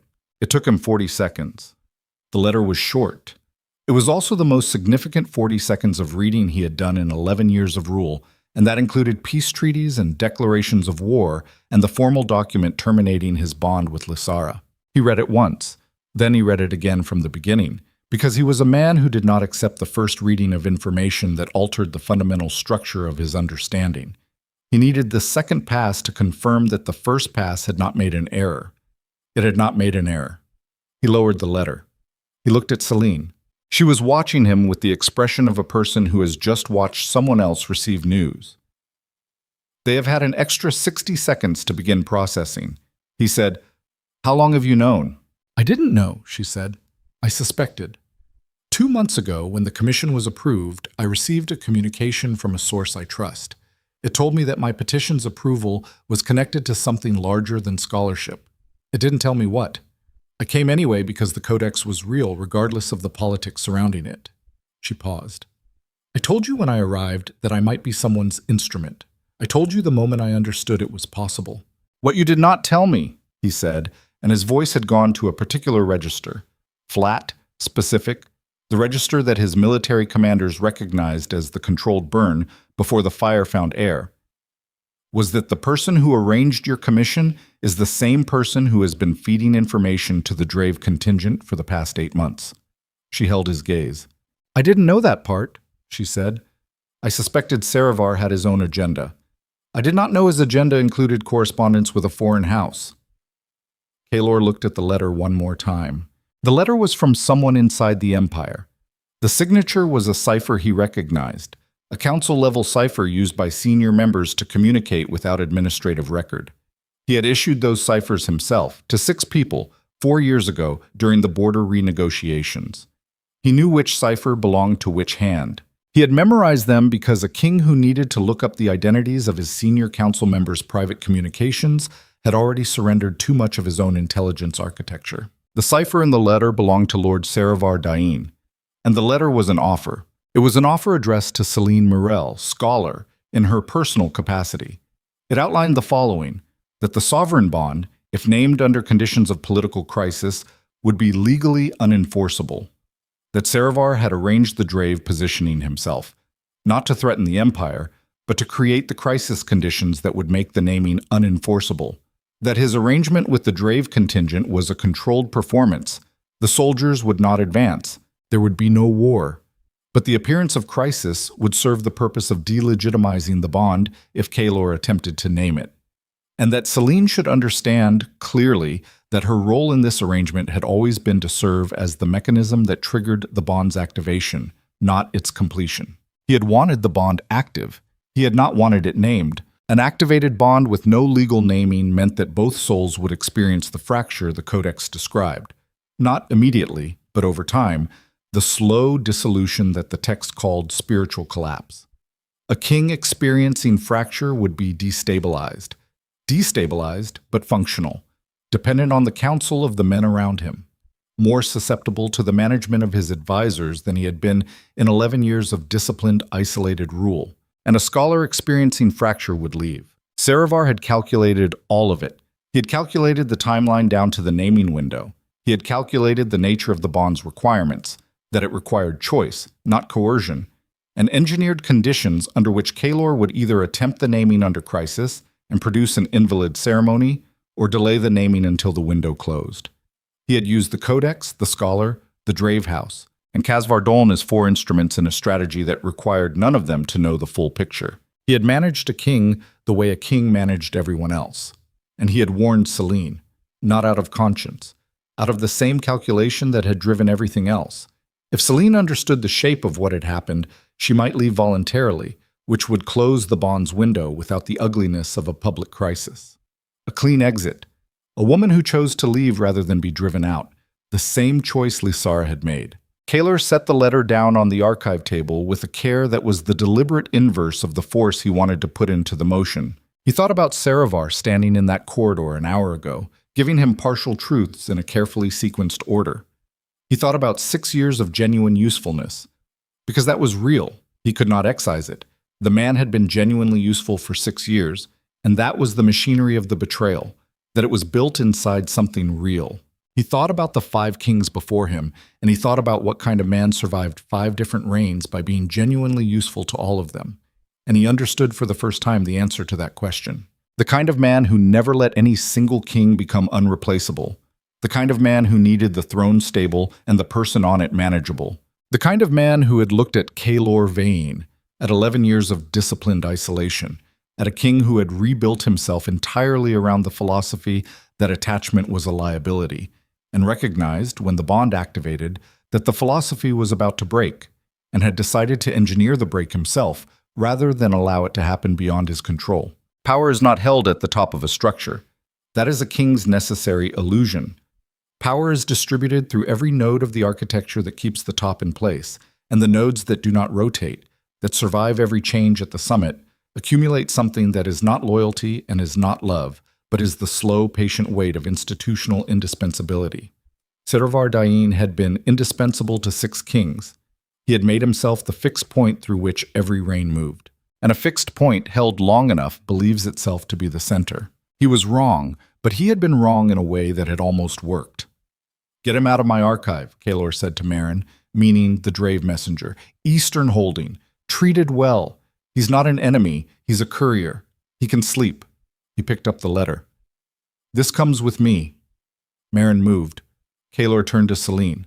She was standing very straight, and her arms were at her sides, and she was looking at him with those precise eyes that missed nothing. And what he saw in them now was not fear, and was not guilt, and was not the calculated steadiness she used as professional armor. It was the raw expression of a woman who has just understood the full shape of the trap she walked into and is deciding, in real time, what she is going to do about it. "Say it," he said, "whatever you're deciding." "I'm deciding," she said, "whether to be angry at myself for not seeing this sooner, or to be pragmatic about the fact that I told you I might be an instrument, and now we know exactly whose instrument I was, and that changes the variables going forward." A pause. "I'm landing on pragmatic. That's probably the right call.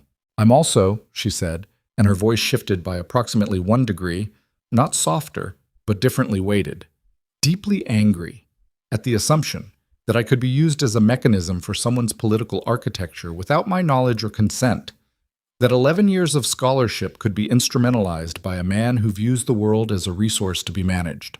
Another pause, shorter. "I'm not moving past that part, I'm just filing it in the correct place." He looked at her for a moment.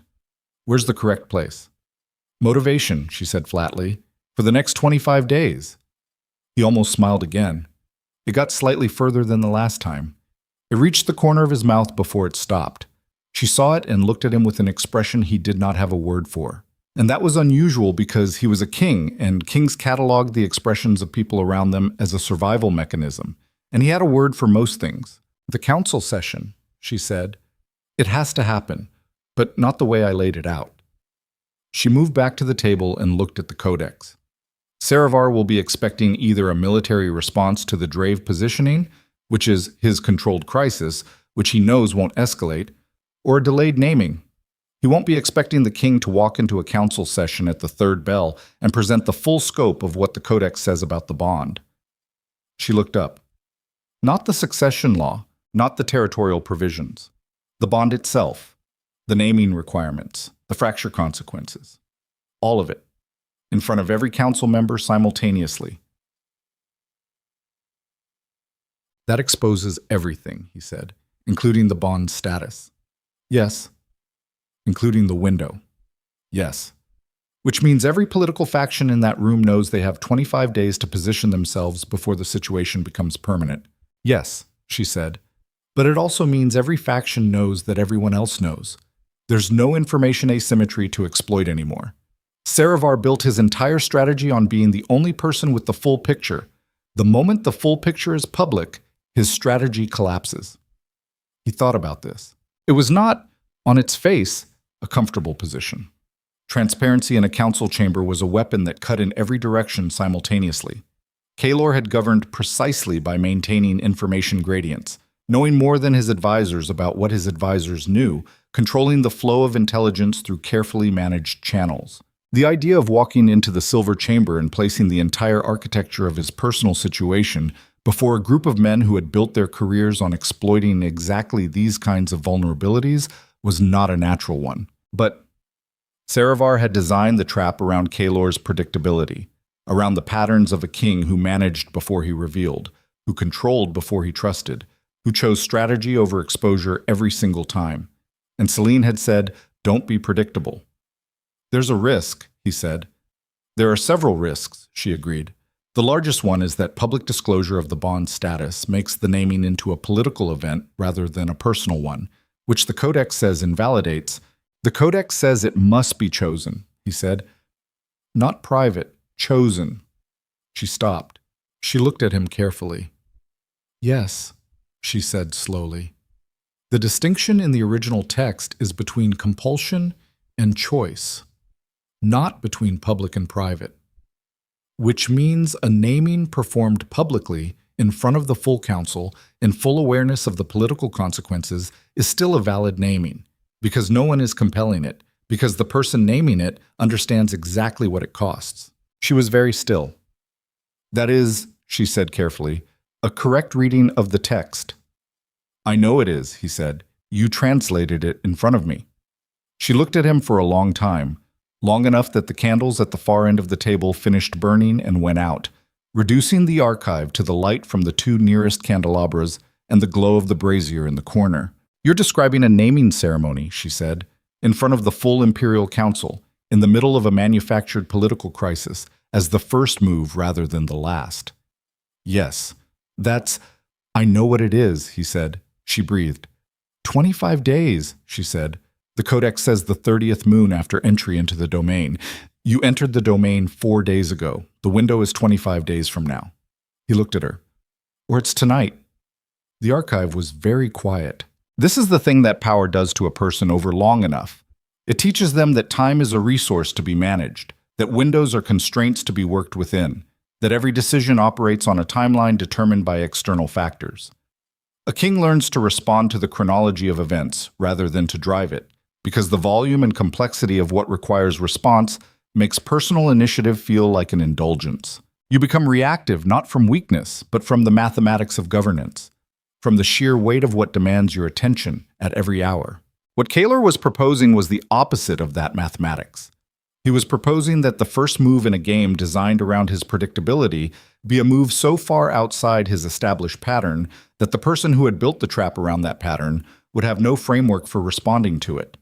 He was proposing, in the language of military strategy, a full frontal engagement when every force of instinct and experience told him that the defensive position was the survivable one. But the defensive position was exactly where the trap was set.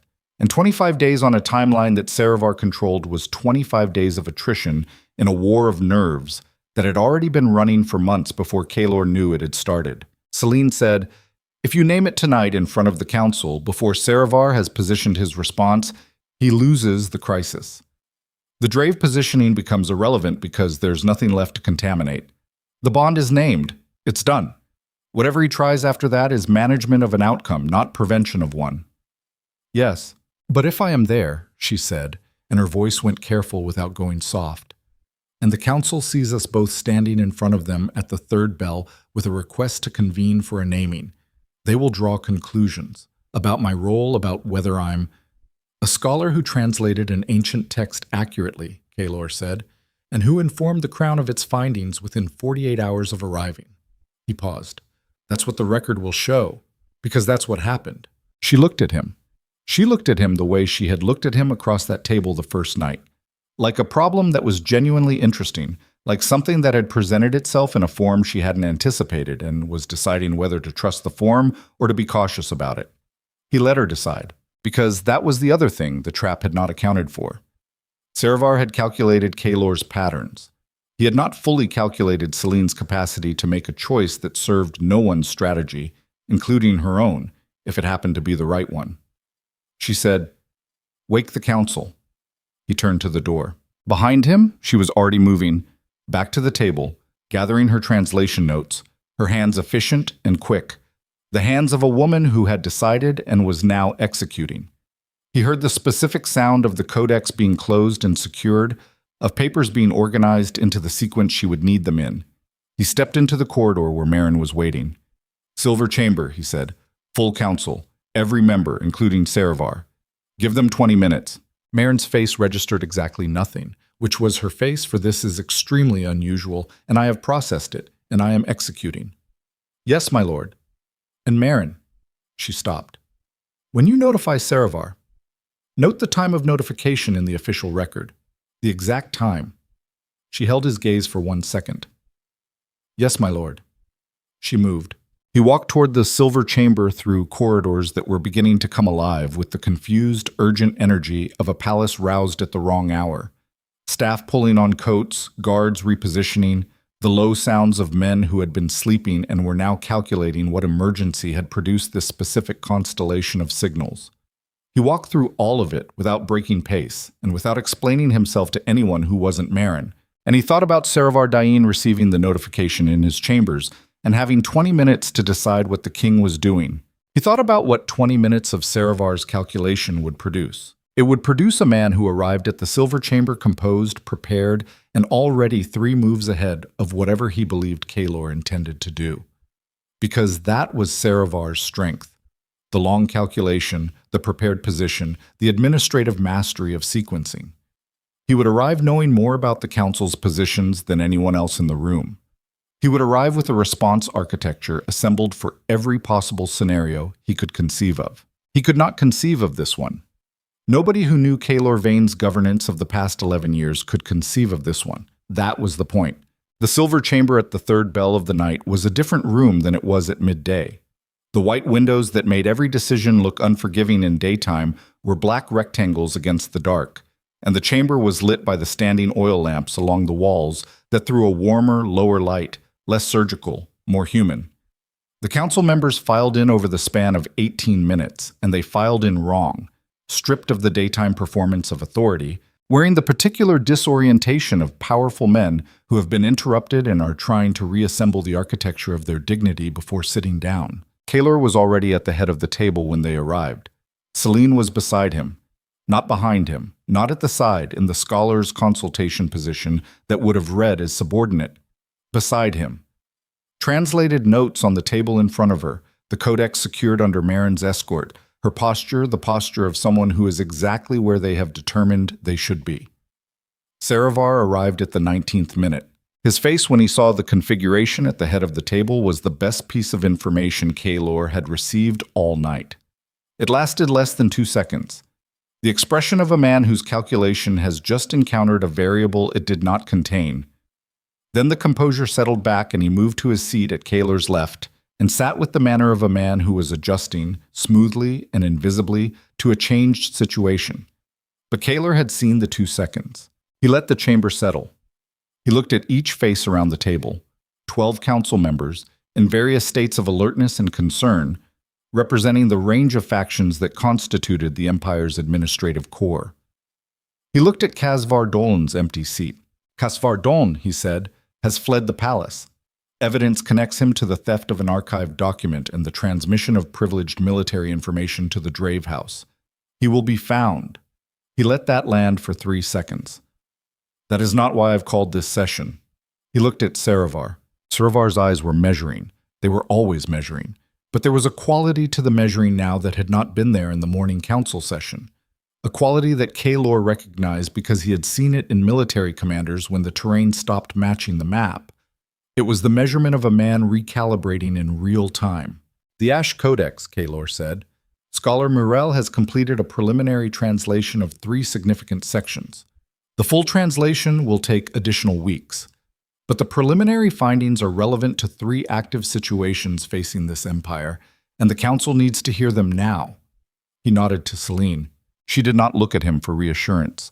She looked at the council with the expression she brought to everything, precise, undeflected, not interested in performing authority because actual authority didn't require performance. I'll begin with the succession law provisions, she said, and the territorial designation argument as it applies to the current Drave positioning. She spoke for 20 minutes. In those 20 minutes, she dismantled the framework that had been in use for 30 years regarding the interpretation of the blood right threshold. She did it the way she did everything, with the text in front of her, with specific citation, with the architectural precision of a scholar who had spent 11 years building toward exactly this moment. She was not aggressive, and she was not defensive. She was accurate, An accuracy in a room full of men who had based their positions on inaccuracy was, by itself, a form of aggression. Twice, Saravar interrupted. Both times, she answered the interruption with the specific passage that addressed it, translated aloud, cross-referenced with the secondary text that supported the reading. Both times, the interruption died in the face of the evidence. She finished the succession law section. She moved to the territorial designation. She finished the territorial designation. And then she paused. The pause was not accidental. She set her notes flat on the table and she looked at the council and she said, "The third section I need to bring to this council's attention describes a provision called the sovereign bond." Kaelor watched Saravar's hands on the table. They did not move. But the stillness they achieved was the stillness of deliberate control, not natural composure. Selene laid out the bond's provisions with the same precision she had applied to everything else. What activated it, what it required, what the window was, what happened at the window's close if the bond remained unnamed. She translated the relevant passages aloud in the original Proto-Varethi and then in Imperial Standard, so that the council could hear both and know the translation was not being inflected by interpretation. She said, "The bond was activated 4 days ago. The window for naming closes in 25 days. The silver chamber was completely quiet. Then a voice from the far end of the table, Lord Amver Cass, who controlled 3 of the northern grain routes and had the political instincts of a man who had survived by making himself useful to whoever was winning. "You're telling this council that the bond has already activated, between the king's domain and a soul whose bloodline registers as resonant," Selene said, without indicating herself. "The Codex does not use the language of personal identity. It uses the language of domain recognition." "The practical meaning?" Amvercast said carefully. "The practical meaning is that the Empire has already responded to the activation. The scholar is already in the domain. The window is already running." She paused. "What this council is being asked to consider is not whether the bond exists. It exists. What this council is being asked to consider is the legal and administrative implications of the naming." Saravar spoke. His voice was level. It was the voice of a man who had decided that his best available move was to appear to be exactly where he had been all along. The council would need to consider the bond's implications for existing alliance structures, the scholars standing in relation to the crown, the question of whether the naming ceremony, if pursued, should be delayed until the political situation. Lord Dain. Kaelor spoke for the first time since Selene began. He used Saravar's name with his title, which in this chamber was a formality that functioned as the opposite of intimacy. "The letter." He placed Saravar's letter on the table. He did not explain it. He slid it down the table toward the man who had written it, and he watched Saravar look at the object in front of him, and he watched the calculation in those small, careful eyes run through every option available in the space of 4 seconds. Saravar looked at the letter. He looked at Kaelor. He said nothing. The council looked between the two of them with the particular alertness of men watching a conversation happening at a frequency above the audible range. "The Drave positioning," Kaelor said, "was arranged, not by the Drave House, by a party within this palace, who communicated with the Drave contingent through a cipher issued by this throne to 6 senior council members. Uosh Imbas. He let the number land. 6. Not the Drave House. Not an external threat. An arrangement designed to manufacture a crisis that would either prevent the naming ceremony from occurring or contaminate it sufficiently to render it legally unenforceable. He looked at Saravar with the patience of a man who has been waiting for a long time and has finally arrived. "You believed a destabilized king was easier to manage than a bonded one." The fire in the chamber's standing lamps moved. Saravar said, "I believed a bonded king who chose that bond under emotional duress rather than strategic clarity was a king who had surrendered the throne's best protection. Isolation is not weakness. It is what has kept this empire intact for 11 years. Isolation," Kaelor said, "has kept this throne sterile for 11 years, functioning, empty. You would compromise 7 years of disciplined governance for what?" Kaelor said. "Say it plainly. For what?" Saravar looked at him across the table, and in the man's eyes, for the first and only time in 6 years of service, Kaelor saw something that was not calculation, something older, something that looked at its edges like grief. "For a woman you've known for 4 days," Saravar said. The chamber was absolutely still. There are moments in governance, in any structure of sustained authority, that function as fault lines, not dramatic explosions, not the cinematic collapse of power into rubble. Fault lines are quiet. They run beneath the surface of the architecture for years, undetected, bearing pressure, bearing more pressure, and then the moment arrives where a single additional weight is applied and the entire geological reality of the institution shifts. Not loudly, not visibly to anyone not paying close attention, but permanently. This was a fault line moment. Because Saravar had just said a true thing in a context that made it the wrong thing, and every person in that chamber understood simultaneously that the chief minister had calculated an empire for 6 years and had just revealed in 4 words the exact limit of what his calculation could contain. He could account for politics. He could account for military positioning and trade leverage and succession anxiety and factional maneuvering. He could not account for a king who had stopped calculating, because that was what Saravar could not model, a king who had stopped. Kaelor rose from his chair. He stood at the head of the silver chamber with the Empire's council assembled in front of him, and the night pressing against the black windows, and the fire moving in the lamps, and the weight of 11 years of disciplined, isolated governance in his shoulders. And he made a decision that he knew, even as he was making it, would divide everything that came after it from everything that came before. "The naming ceremony," he said, "will be held at sunrise." Saravar stood. "My lord, the council has not—" "The council does not name the bond," Kaelor said. "The Codex is clear on this. The Empire recognizes it. The council administers what is recognized. Those are different functions." He looked at Saravar with the patience of a man who is on the other side of a decision and no longer has to calculate the approach to it. "You have served this throne for 6 years with genuine capability.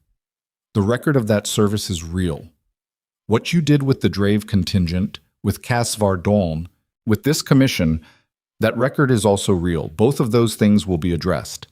In the morning, after the ceremony, with the full council present and the full evidence reviewed." He paused. "Tonight, you will remain in the Silver Chamber under guard, because the alternative is that I send you to the Eastern Holding, and I am trying to do this with the minimum necessary force." Saravar sat. Not from fear. From the recognition, the intelligent, practical, deeply ingrained recognition of a man who had survived 5 kings, that the position was no longer tenable and that the most strategic response to an untenable position was to accept it cleanly and prepare for what came after. Kaelor turned to the council.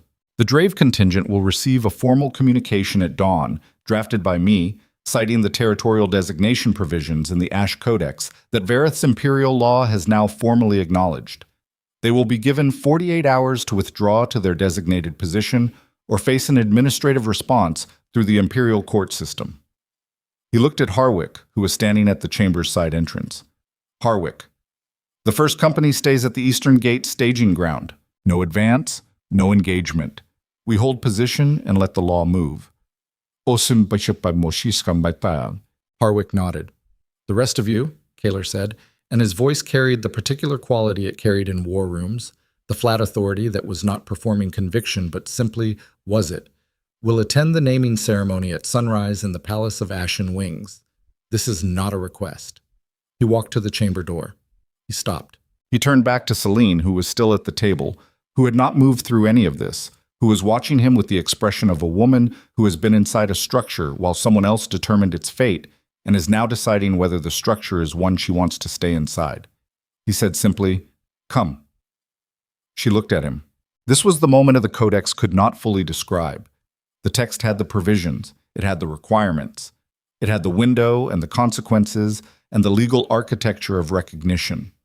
What it did not have, what no text has, because text is the record of things that have already been decided, was the actual moment of the decision, the breath before it, the weight of what was being chosen and what was being released simultaneously in the same heartbeat. She picked up her notes. She closed the Codex. She came. They walked out of the silver chamber together into the dark corridor of the Crimson Citadel, and behind them the council sat in various states of reckoning. and Saravar Dain sat with his hands flat on the table and his 6 years of strategic architecture in ruins around him, and the particular expression of a man who has finally encountered the thing his calculation could not contain, and in the eastern sky, somewhere beyond the black windows, the first gray line of approaching dawn was beginning to separate itself from the night. 25 days, or 4 hours. A king who had governed an empire from inside the fortress of his own discipline for 11 years had just walked out of the most important political chamber in the known world and chosen the one thing his entire philosophy had been designed to prevent. And the empire, like the wolves in the eastern courtyard, had gone very still. Not from fear, from recognition. The corridor outside the silver chamber was the longest walk Kaelor Veyne had taken in 11 years. Not in distance. 20 yards of stone passage, torches burning at intervals, the night palace quiet around them except for the sound of the guard rotation changing at the far end of the hall. 20 yards. He had walked miles of this citadel in worse conditions, in armor, in the aftermath of things that had cost him sleep for months. The distance was nothing. The weight was everything. Because he had just done something that had no precedent in his own governance. He had stood in front of the Empire's administrative core and removed the one protection he had maintained for 11 years, the absolute management of his own exposure. He had made himself legible, publicly, irreversibly, in front of 12 men whose entire professional existence was built on reading the king's decisions for exploitable gaps. He had handed them the gap himself, and he had done it at the third bell of the night, with dawn still 4 hours out, and the ceremony already declared, and Saravar Dain sitting in the silver chamber under guard, and a copy of the Codex's most sensitive passage somewhere in the dark, with a man who had a head start and a horse. Selene walked beside him without speaking. She was 3 inches shorter than him and kept pace without adjusting to his stride, which told him she was walking at her own pace and had been her entire life. He noticed that. He noticed it the way he noticed things that told him something true about a person rather than something performed. He said, "Are you afraid?" "Of the ceremony?" She did not look at him. "No, of what comes after the ceremony, considerably. Tell me." "The Codex describes the bond's naming as a beginning," she said, "not a resolution. It does not make the territory safer or the political situation cleaner. It makes the connection permanent. Which means every threat that comes at this throne from this point forward comes at both of us." She paused. "I am a scholar. I have spent 11 years in archives. The threats I am equipped for are epistemological, not martial. You dismantled Saravar's political architecture in 20 minutes in front of 12 hostile council members," he said, "at the third bell, in a language not your own. That is different from—" "It is not," he said. "The only difference is the vocabulary of the arena. The skill is identical." He stopped walking. She stopped with him, and they stood in the corridor with the torch nearest them, throwing orange light across stone that had seen 200 years of this empire's decisions, and he looked at her directly. "I have been fighting alone for 11 years because I believed the alternative was weakness. I built that belief from something real, from a wound that was real, and I have used that wound as an architecture ever since." He paused. "I am telling you this now because after the ceremony I will not explain it again. I don't repeat what I've already given." She looked up at him with those eyes that never retreated. "I understand." "Do you? You're telling me that you've decided," she said, "and that decision is permanent, and that I should understand its weight before I accept it rather than after." She held his gaze steadily. "I'm telling you that I translated a document for 11 years that described a force I didn't believe in. And then I crossed a gate and felt it before I had language for it, and I told you the moment I had language. I don't give partial truths either." They stood in the corridor for 3 more seconds. He said, "Then we're agreed." "We're agreed," she said. They walked. The Palace of Ashen Wings was the ceremonial court of the Crimson Citadel, built into the western face of the cliff above the sea, open to the sky on its eastern side through a colonnade of pale stone columns that let the weather in without shelter. It was called the Palace of Ashen Wings because in winter the snow came through those columns in slow curtains that the court poets had named wings 300 years ago, when someone decided that cold and ceremony required beauty to be survivable. Kaelor had not used it since his installation 11 years ago. The staff had it lit and laid with the ceremonial braziers within the hour.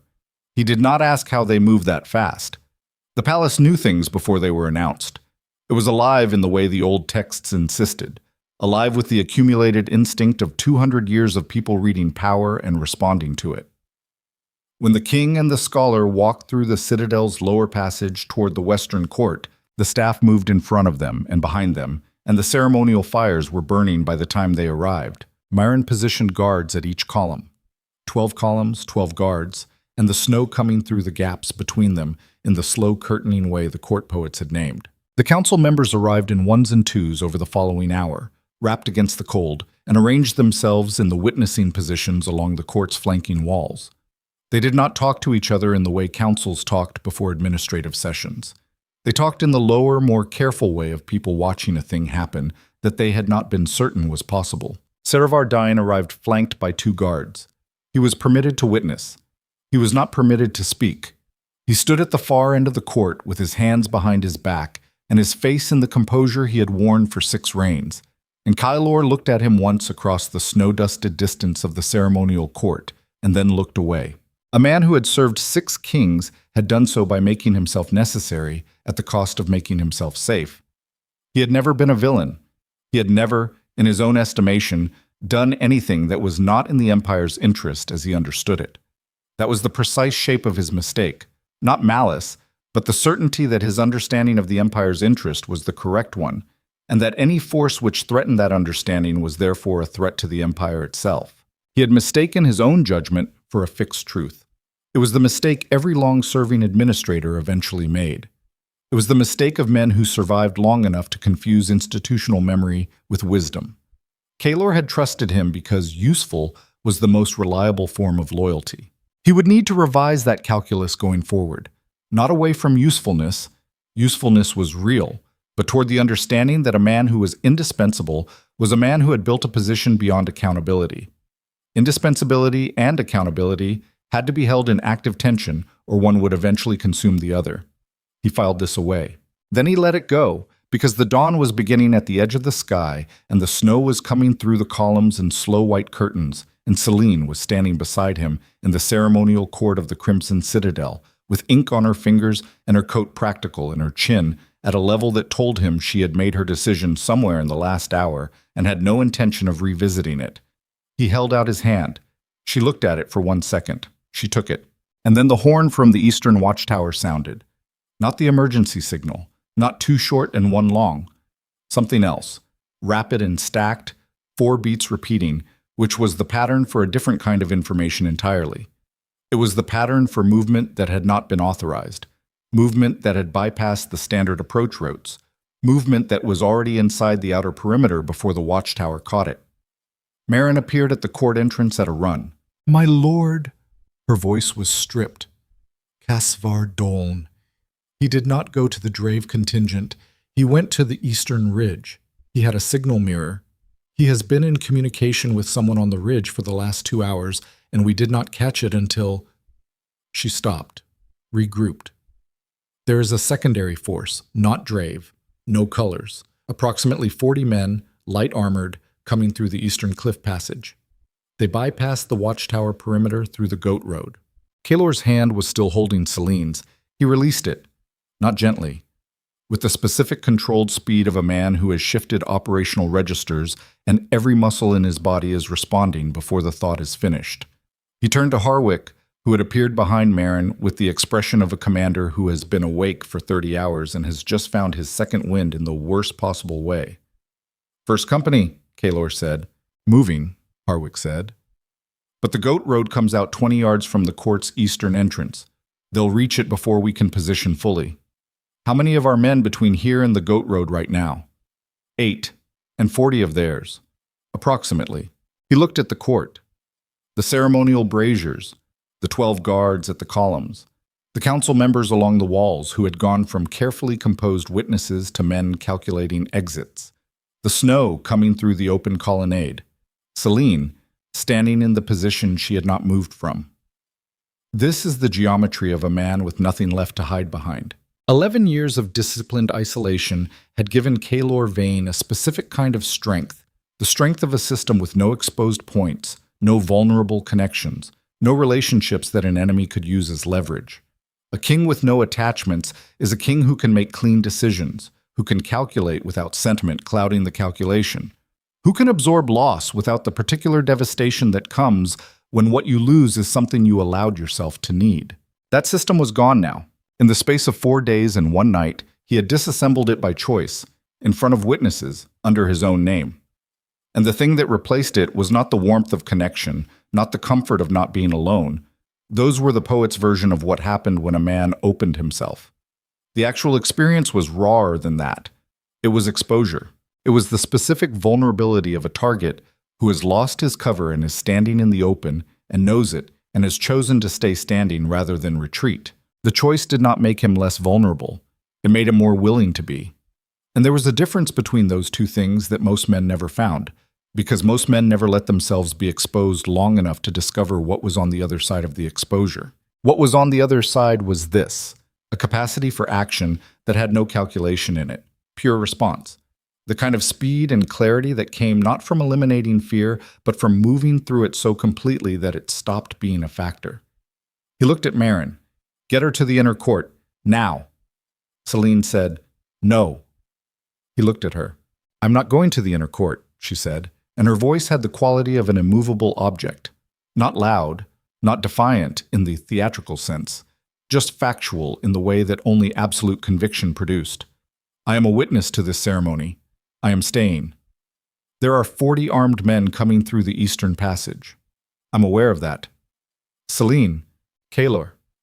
She said his name the way she said everything, direct, specific, without performance. "If you move me now, they've won. Not militarily, politically. The naming is incomplete. The bond is unnamed. The window is still running, and every day after this that we spend reacting to manufactured crises is a day they've bought themselves."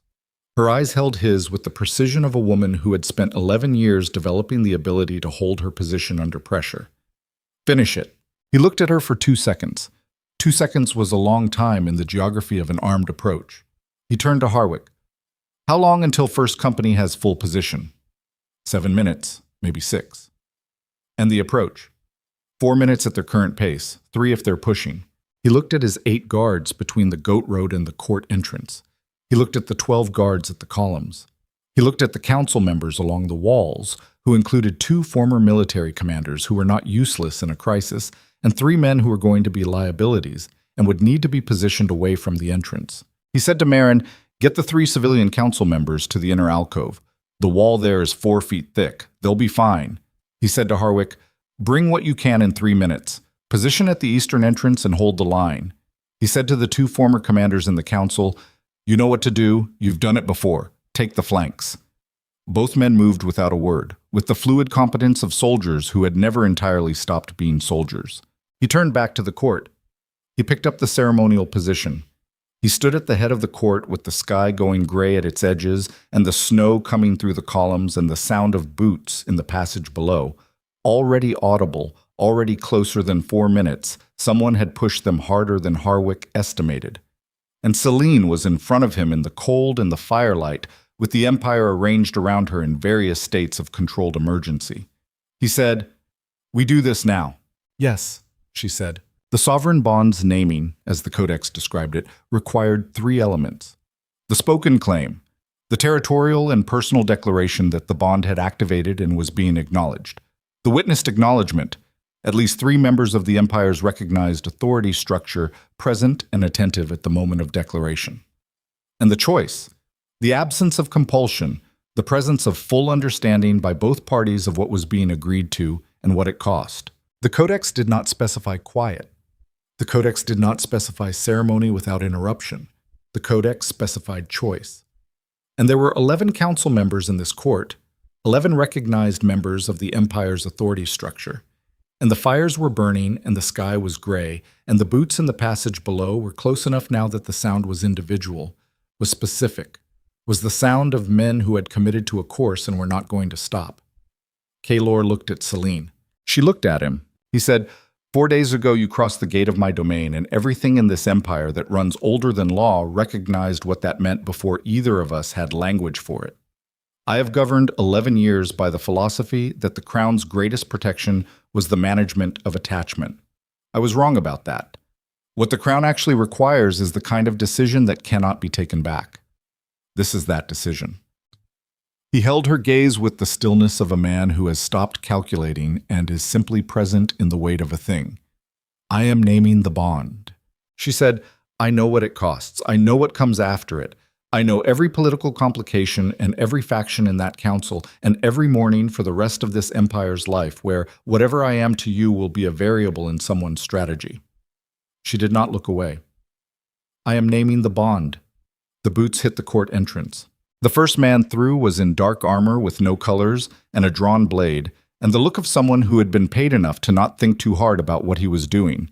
He was followed by 6 more in rapid sequence, spreading into the court's entrance space with the disciplined speed of trained men executing a practiced approach. And then Harwick's voice from outside, loud and flat, and carrying the specific authority of a commander who has just arrived with sufficient force and wants everyone to make the obvious calculation.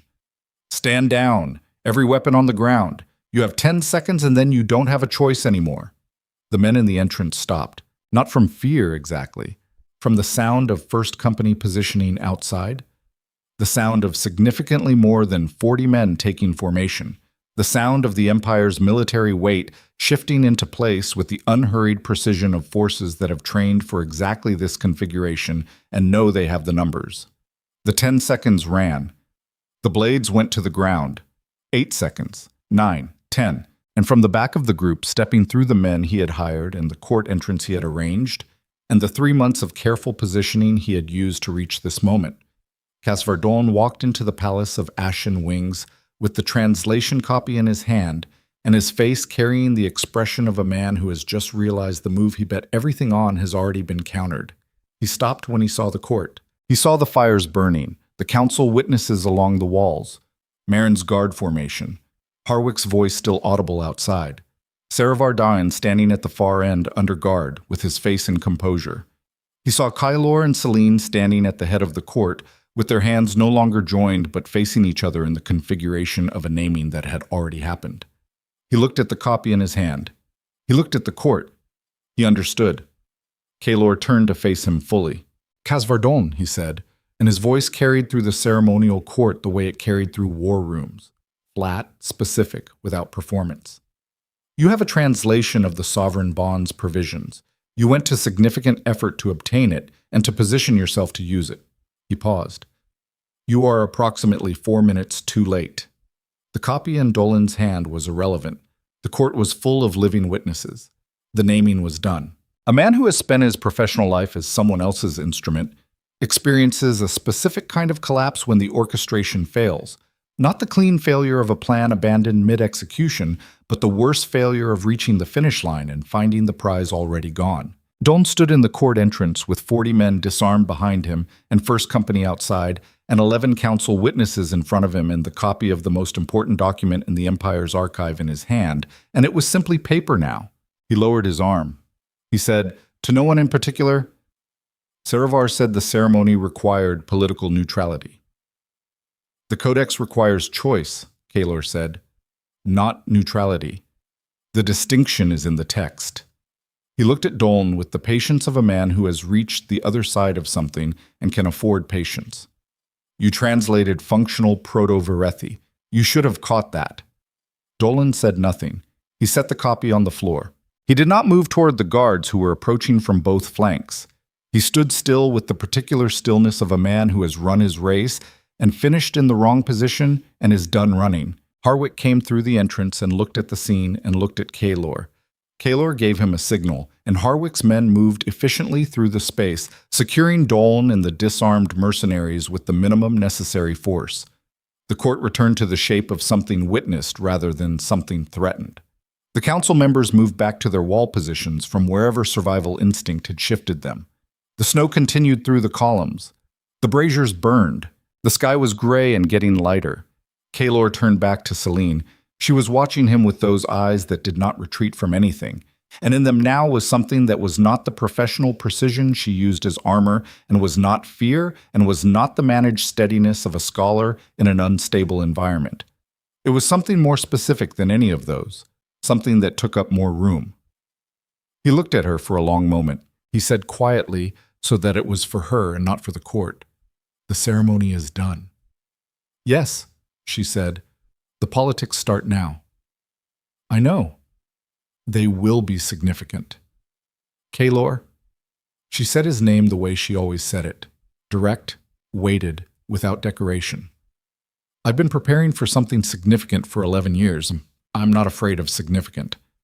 He almost smiled. It got further than the last 2 times.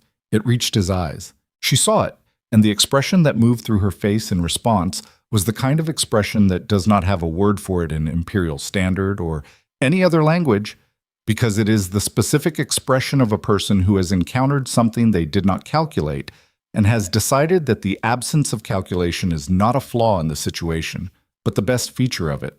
From outside the court, the dawn hit the eastern sky at exactly that moment, not dramatically, not with the cinematic suddenness of a decision made, but with the slow, absolute commitment of light arriving on schedule, because it always arrived on schedule, regardless of what had happened in the dark.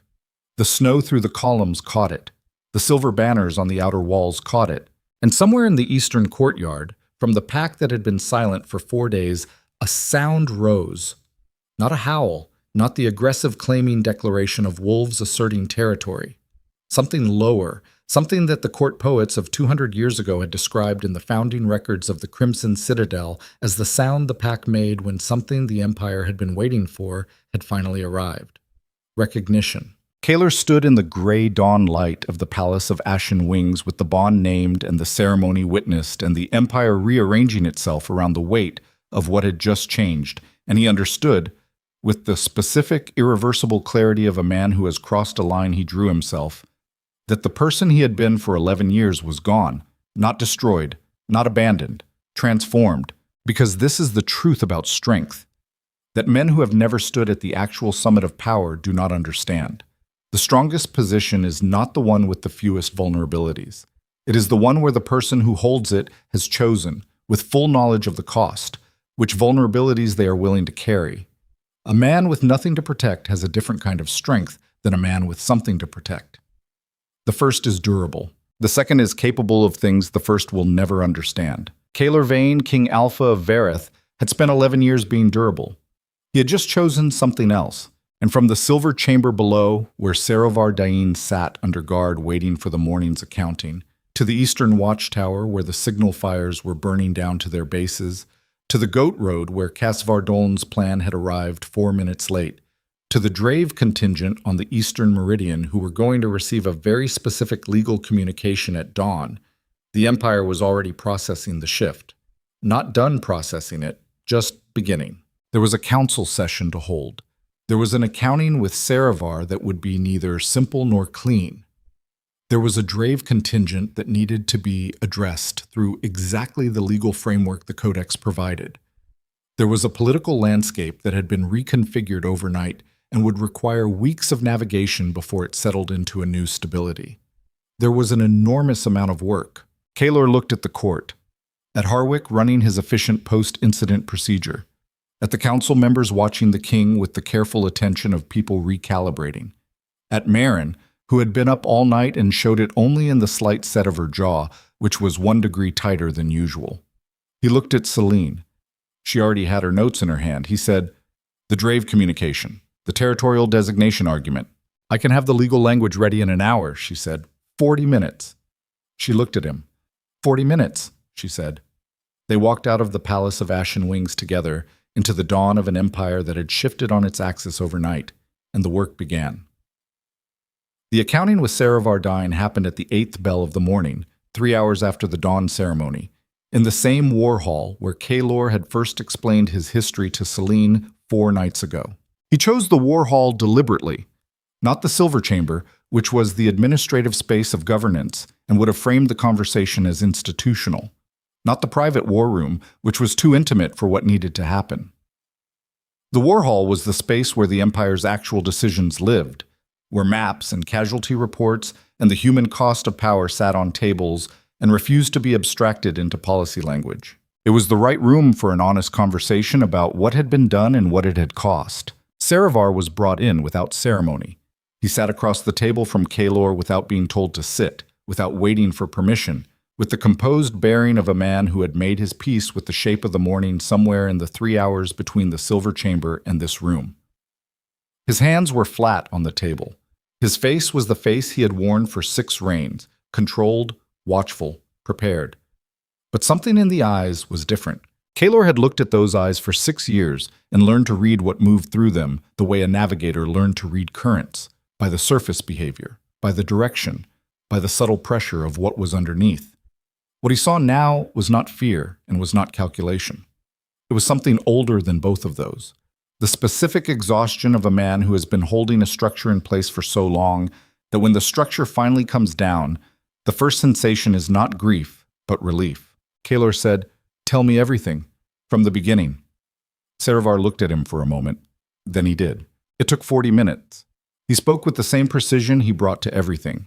Sequenced, specific, not self-serving in the way that confessions from men of power usually were.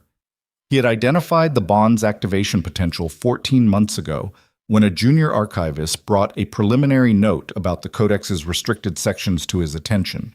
He had spent 6 months verifying the bond's provisions through Casvar Doln's translation work, which was functional enough for strategic purposes, though not complete.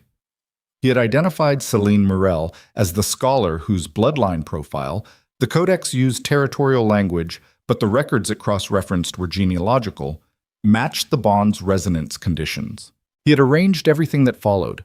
The Drave communication had been his most significant overreach. He had believed it was controlled, that the contingent's positioning would create the appearance of crisis without actual risk of escalation. He had not considered that Doln, once he understood the full picture, would use the Drave communication channel for his own secondary approach. That had been a failure of compartmentalization.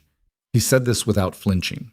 He had written the letter to Selene because he calculated she would leave voluntarily rather than remain inside a situation she understood to be manipulated. He had believed, genuinely, that this was the cleanest available outcome. The bond's window would close. The fracture would be manageable. The king would return to the stable isolation that had governed the empire effectively for 11 years. He had not considered that Selene would tell Kaelor about the letter. He had not modeled that. When Saravar finished, the war hall was quiet except for the fire and the distant sound of the palace operating in the morning, the ordinary sounds of an empire that had survived a night of crisis and was now engaged in the mundane machinery of continuing. Kaelor sat with everything Saravar had said. He did not respond immediately, because immediate response was for men who were performing authority rather than exercising it. He let the weight of 40 minutes settle into the room. He looked at the maps on the walls. He looked at the fire. He looked at Saravar. Here is what he understood about the man across from him. Saravar Dain had not been a traitor in the traditional sense. He had not sold information to a foreign power for gain. He had not acted from personal greed or factional loyalty or the simple human corruption of a man who wanted more than he had. He had acted from a philosophy, a genuine, deeply held belief that the empire required management above it, and that management required maintaining control of the variable at the empire's center. He had treated a king as a variable. That was the offense, not the deception, not the Drave arrangement, not Casvar Doln or the stolen copy. Those were instruments. The offense was the fundamental conviction that a king was something to be managed rather than someone to be served. And the difficult truth, the kind of truth that only arrived when a man was honest enough to look at it without flinching, was that Saravar had held that conviction for 6 years because Kaelor had provided every evidence that supported it. A king who governed from isolation, who made no attachments, who had rebuilt himself after Lissara's departure into a system of managed distance. That king looked, from the outside, exactly like a variable, like something that needed external calibration because it had removed its own internal compass. Kaelor had not been a victim of Saravar's calculation. He had been its enabler. This was not comfortable to know. It was, however, necessary to know, because the alternative was to frame himself as purely wronged and Saravar as purely culpable. And that framing, while emotionally cleaner, would teach him nothing and would ensure he built the next 11 years on the same foundation as the last 11, which had produced exactly this crisis. He said, "You believed I couldn't govern with the bond active." "I believed," Saravar said carefully, "that the bond's activation would compromise the quality of your decision-making during the adjustment period. The historical accounts in the Codex describe the period immediately following naming as turbulent, emotionally consuming. For a king without experience managing attachment at that level, I calculated the Empire's stability would suffer. You were trying to protect the Empire. Yes. From me. A long pause. From the version of you that the bond might produce, before you had the tools to manage it. Kaelor looked at him. And now, Saravar met his gaze directly. He had the eyes of a man who was done with anything other than honesty, because honesty was the only currency that had any value left in the room. Now I believe I made a significant error, not in the goal, in the method, and in the assumption that I was the correct person to make the decision. He paused. I treated the throne as something I was responsible for rather than something I served. I had been doing it for a long time before you. I did not notice when it became a habit rather than a function. The fire moved. Outside, somewhere in the eastern courtyard, the wolves were making their ordinary sounds, the low communication of the pack going about its daily existence, the sounds of animals that had returned to their normal register, now that whatever had been unsettled was settled. Kaelor said, "What would you have me do with you?" "That is correctly your decision," Saravar said, "not mine. I'm asking what you think is just." Another pause. "Exile," Saravar said. "Beyond the imperial borders, not imprisonment. I have served this empire too long to be useful in a cell, and I am too old to be genuinely dangerous without institutional access. But I cannot remain here. The council cannot function with me in it. Every decision I participate in from this point forward would carry the weight of this, and that weight would contaminate whatever remained useful in my work." He looked at the table. "I would ask to be allowed to leave with my records intact, my personal archive. 40 years of administrative history that might be valuable to someone, somewhere, who is trying to understand how empires function from the inside." Kaelor was quiet for a long moment. He thought about 6 years. He thought about genuine usefulness and the shape of a man who had given his entire life to institutions without ever asking what those institutions owed him in return, and who had, in the end, made the mistake that men who give their lives to institutions always made. He had confused the institution with himself. He thought about what it cost to hold power at the center of an empire for 40 years and never once believe you were the center. Always the structure, always the architecture, always the man behind the man, the process behind the decision, the calculation beneath the crown. That was a particular kind of loneliness. It was not the same loneliness Kaelor knew, not the isolation of a king who had chosen distance as a defense. It was the loneliness of a man who had made himself invisible to everyone, including himself, in service of something he believed was larger than he was. Saravar had not been wrong about that. The Empire was larger than either of them. He had been wrong about the method. "Exile," Kaelor said. "East, not west. I want you away from the Drave House, and anyone who might think your knowledge of Vareth's internal structure was a purchasable asset." He paused. "Your personal archive travels with you. You have 1 week to arrange your affairs and brief your successor on the administrative systems. I want the handover complete before you leave." "Who will you name as successor?" Kaelor considered this. "Not today. Today we handle the immediate." He rose. "Saravar." The man looked up. "What you built here, the administrative architecture, the systems, the institutional memory, that was real. I will not pretend it wasn't because the end was wrong." He looked at him steadily. "That's all I have to say about it." Saravar nodded once. He rose from the table and walked to the war hall door with the bearing of a man who had arrived at the end of something very long and was walking its final steps with whatever dignity remained available. At the door he stopped. He said without turning, "She will be a better partner for this empire than I calculated. I was wrong about her too." A pause. "I wanted you to know that I know that." He left. Kaelor stood in the war hall for a long moment after the door closed. He thought about the Codex's language for the fracture that came when a bond was denied, the slow dissolution it called spiritual collapse. He thought about what that would have felt like, building over weeks and months, a corrosion of instinct and trust, a progressive disconnection from the thing in himself that had learned, in 4 days and 1 night, what it meant to not be alone in the way he had been alone. He thought about how close Saravar's calculation had come to succeeding, and he thought about the specific quality of Selene's voice at the third bell in a cold archive when she had said, "Don't be predictable." 2 words that had altered the trajectory of everything that followed. Not because they were strategically brilliant, they were obviously correct, but obvious and actionable were different things. Because they came from someone who had looked at the full architecture of a trap and assessed it accurately and told him the truth without softening it for his comfort. He picked up his coat from the back of the chair. He went to find her. She was in the Moon Archive. Of course she was. The codex was open on the table in front of her, and she had 3 new pages of translation notes accumulated since the morning, and the fire in the corner brazier was burning properly. Someone on the archive staff had learned in the last 4 days that the scholar's working fire required maintenance. And there was a cup of something on the corner of the table that was either cold tea or something worse, and had almost certainly been set down an hour ago and forgotten. She looked up when he came in. He sat across from her. The same chair, the same table, the same archive that had been the center of gravity for everything that had happened in the last 4 days. She said, "Saravar." "Exile," he said. "East. He leaves in a week." She nodded.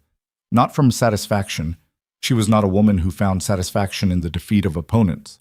From the acknowledgement that a correct outcome had been reached, and that was worth noting, and then moving past. "Doln," she said. "Imperial Court. The charges are significant. It will take months to process." He paused. The Drave contingent withdrew at the 9th bell. They were gone before the formal communication arrived. They were always going to go, she said. Once the naming was done, their leverage was gone. Saravar's arrangement with them was contingent on the window still being open. She looked at her notes. The territorial designation communication, they'll need to formally respond to it through the Imperial Court system within 30 days. I've drafted the language. It's on your desk. He looked at her. She had been awake for over 30 hours. It showed in the slight shadows under those precise eyes and in the particular quality of her stillness, which was the stillness of a person running on the last of their reserves, but was not yet willing to stop. Her hair was in the same leather cord from the day before. The ink on her fingers had been joined by a second layer from the morning's work. He said, "Put the notes down." She looked at him. "I'm in the middle of—" "Selene." She put the notes down. He looked at her across the table with the morning light coming through the archive's narrow windows, and the fire in the corner and the codex open between them, and 11 years of the particular weight he had been carrying sitting somewhere in the middle of his chest. And he said, "I need to tell you something that isn't political." She waited. When Lysara left, he said, "She told me I was too large to stand beside, that there was nothing left of herself when she was next to me." He said it flatly, without self-pity, because he was not a man who indulged self-pity, and the statement was simply factual. I spent 7 years deciding she was right, that the size of what I was required that I stand alone, that the crown's weight was something that couldn't be shared without crushing whoever stood nearest. He looked at the table for a moment, then back at her. "I was wrong about that, but I need you to know that I believed it completely, and that the version of me that believed it is the version that let Saravar build that trap, that gave him the evidence he needed to conclude I was a variable that required management. I built the conditions for the last 4 days myself." She looked at him steadily. "I know that. I'm not confessing it because I need forgiveness for it," he said. "I'm telling you because you should know the shape of what you're standing beside, what it was, what it is now." He paused. "Those are different things, and you deserve to know both." She was quiet for a moment. This was not the quiet of a person preparing a diplomatic response or managing an emotion too large to show. It was the quiet of a woman who had spent a long time in her own particular isolation.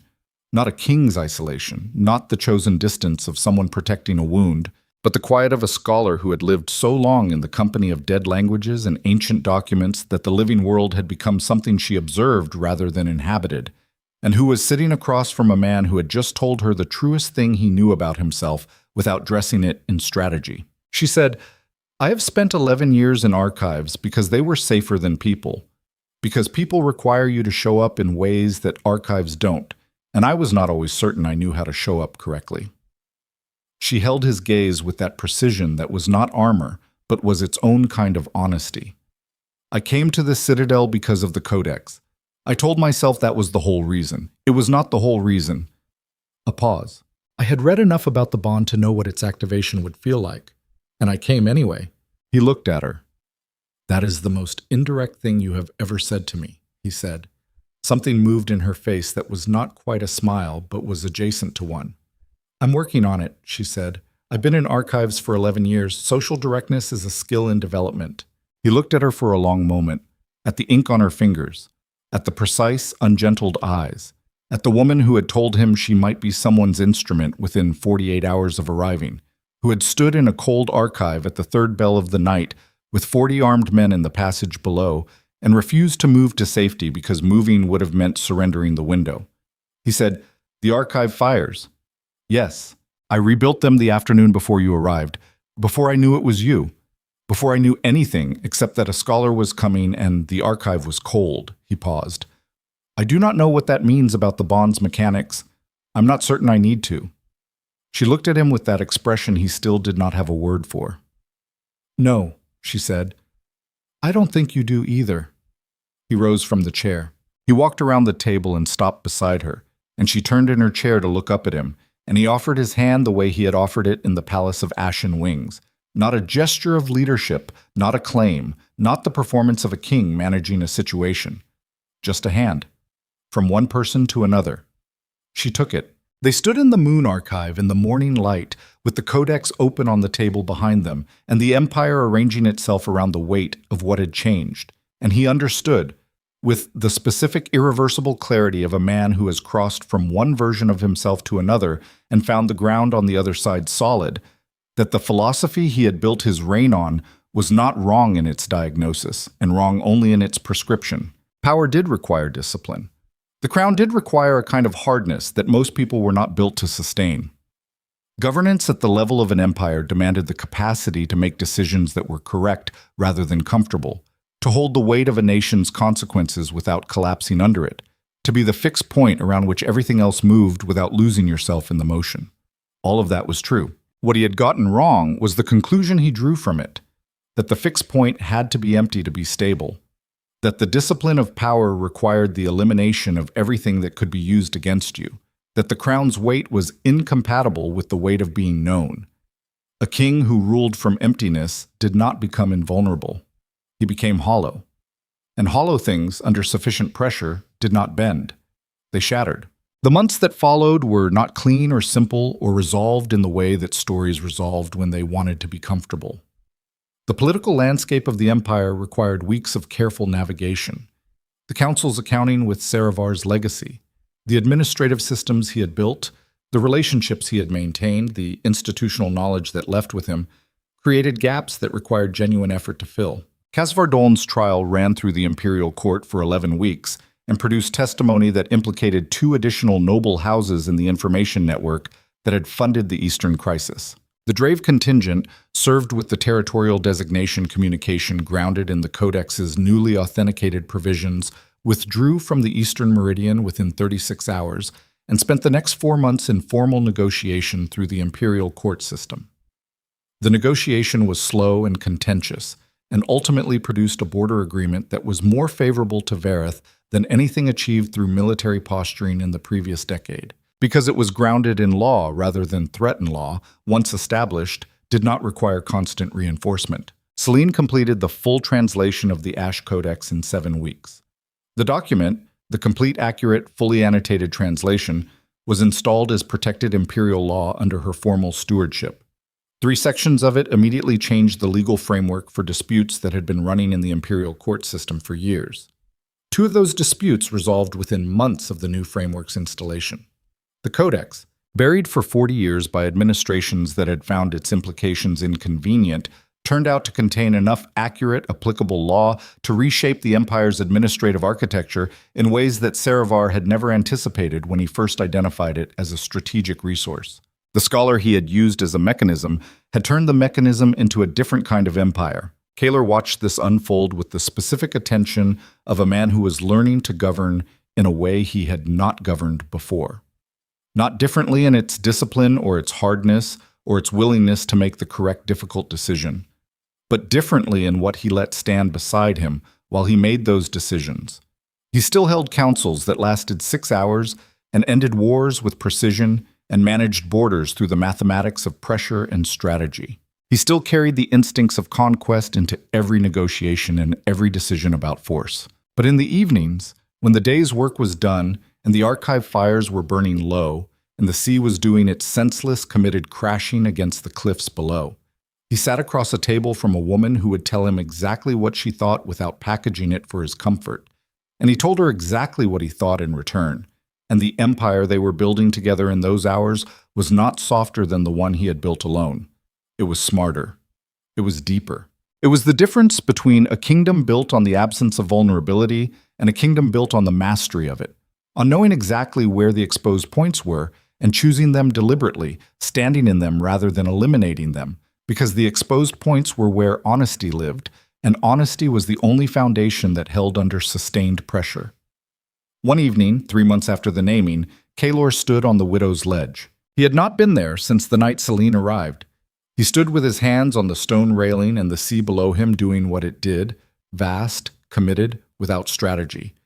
And he pressed 2 fingers to the scar along his collarbone the way he always had. He held them there for a moment. Then he took his hand away. Not because the scar was gone. It was not gone. Scars did not disappear because the wound had healed. They remained as the record of what had happened, as the evidence of the force that had been survived. Lysara had left. That had been real. The 7 years of rebuilding himself around the wound had produced something real. The isolation and the discipline and the philosophy of managed attachment, all of that had been real. But the scar did not need his hand on it anymore. It did not need tending. It was just the record of a thing that had happened to a man who had survived it and become, through the specific alchemy of survival, something different from what he had been before the wound. He heard her on the ledge behind him. He did not turn around. She came to stand beside him at the railing, and they stood together over the sea and the cold and the dark. And she did not try to fill the silence because she had learned, or perhaps had always known, that some silences were not empty, but were simply spaces where the language being used was not the audible kind. After a long moment, she said, "I found another section of the Codex today, below the sovereign bond provisions. I've been working through the translation for 3 days. What does it say?" She was quiet for a beat. "It says that the bond, once named, does not make the domain smaller. It says the domain expands to contain both." She paused. "I'm not certain yet whether that's metaphorical or territorial law." "Knowing you," he said, "you'll determine which before the week is out." "Knowing me," she agreed. The sea broke against the cliff. Kaelor looked at the dark water and the white foam and the enormous indifferent commitment of force against stone, and he thought about the fact that the sea never won that engagement and never stopped trying. And he thought about what that meant about the value of persistence versus the value of strategy. And he thought it was probably not one or the other, but the specific combination that depended entirely on what you were trying to accomplish. He was still thinking about governance even here. He suspected he always would be. He suspected she would be thinking about the Codex. He suspected this was not a problem. He said, "The Crown of Ember, the installation ceremony. It used to be held alone. The king came to the Ashen Wings court without witnesses except the mandatory 3. I've been considering whether to change the protocol." She looked at him. "To what?" "The Codex's language on the bond's domain expansion," he said. "If you determine it has territorial application, the legal argument for the naming partner's presence at crown installations becomes significant." She was quiet for a moment. Then she said, with the precision that was the most honest thing about her, "I'll have the translation finished by Thursday." He looked at her. She looked at him. And somewhere below them, the sea committed itself to the cliff one more time, and the silver banners snapped in the wind, and the wolves in the eastern courtyard made the sounds of a pack in its ordinary life. And the Crimson Citadel stood above its cliffs of black stone exactly as it had always stood, magnificent and unforgiving and built to last, but warmer now than it had been. Not soft, warm. There was a difference, and Kaelor Veyne had paid in full to understand it. The crown was still heavy. Crowns were always heavy. But he had finally learned that heavy was not the same as alone, and that the bravest thing a king could do, braver than ending wars, braver than holding borders, braver than standing in a ceremonial court with 40 armed men in the passage below, was to let himself be known by someone who was going to stay. She did not leave at dawn. She stayed. That was the whole of it. That was enough.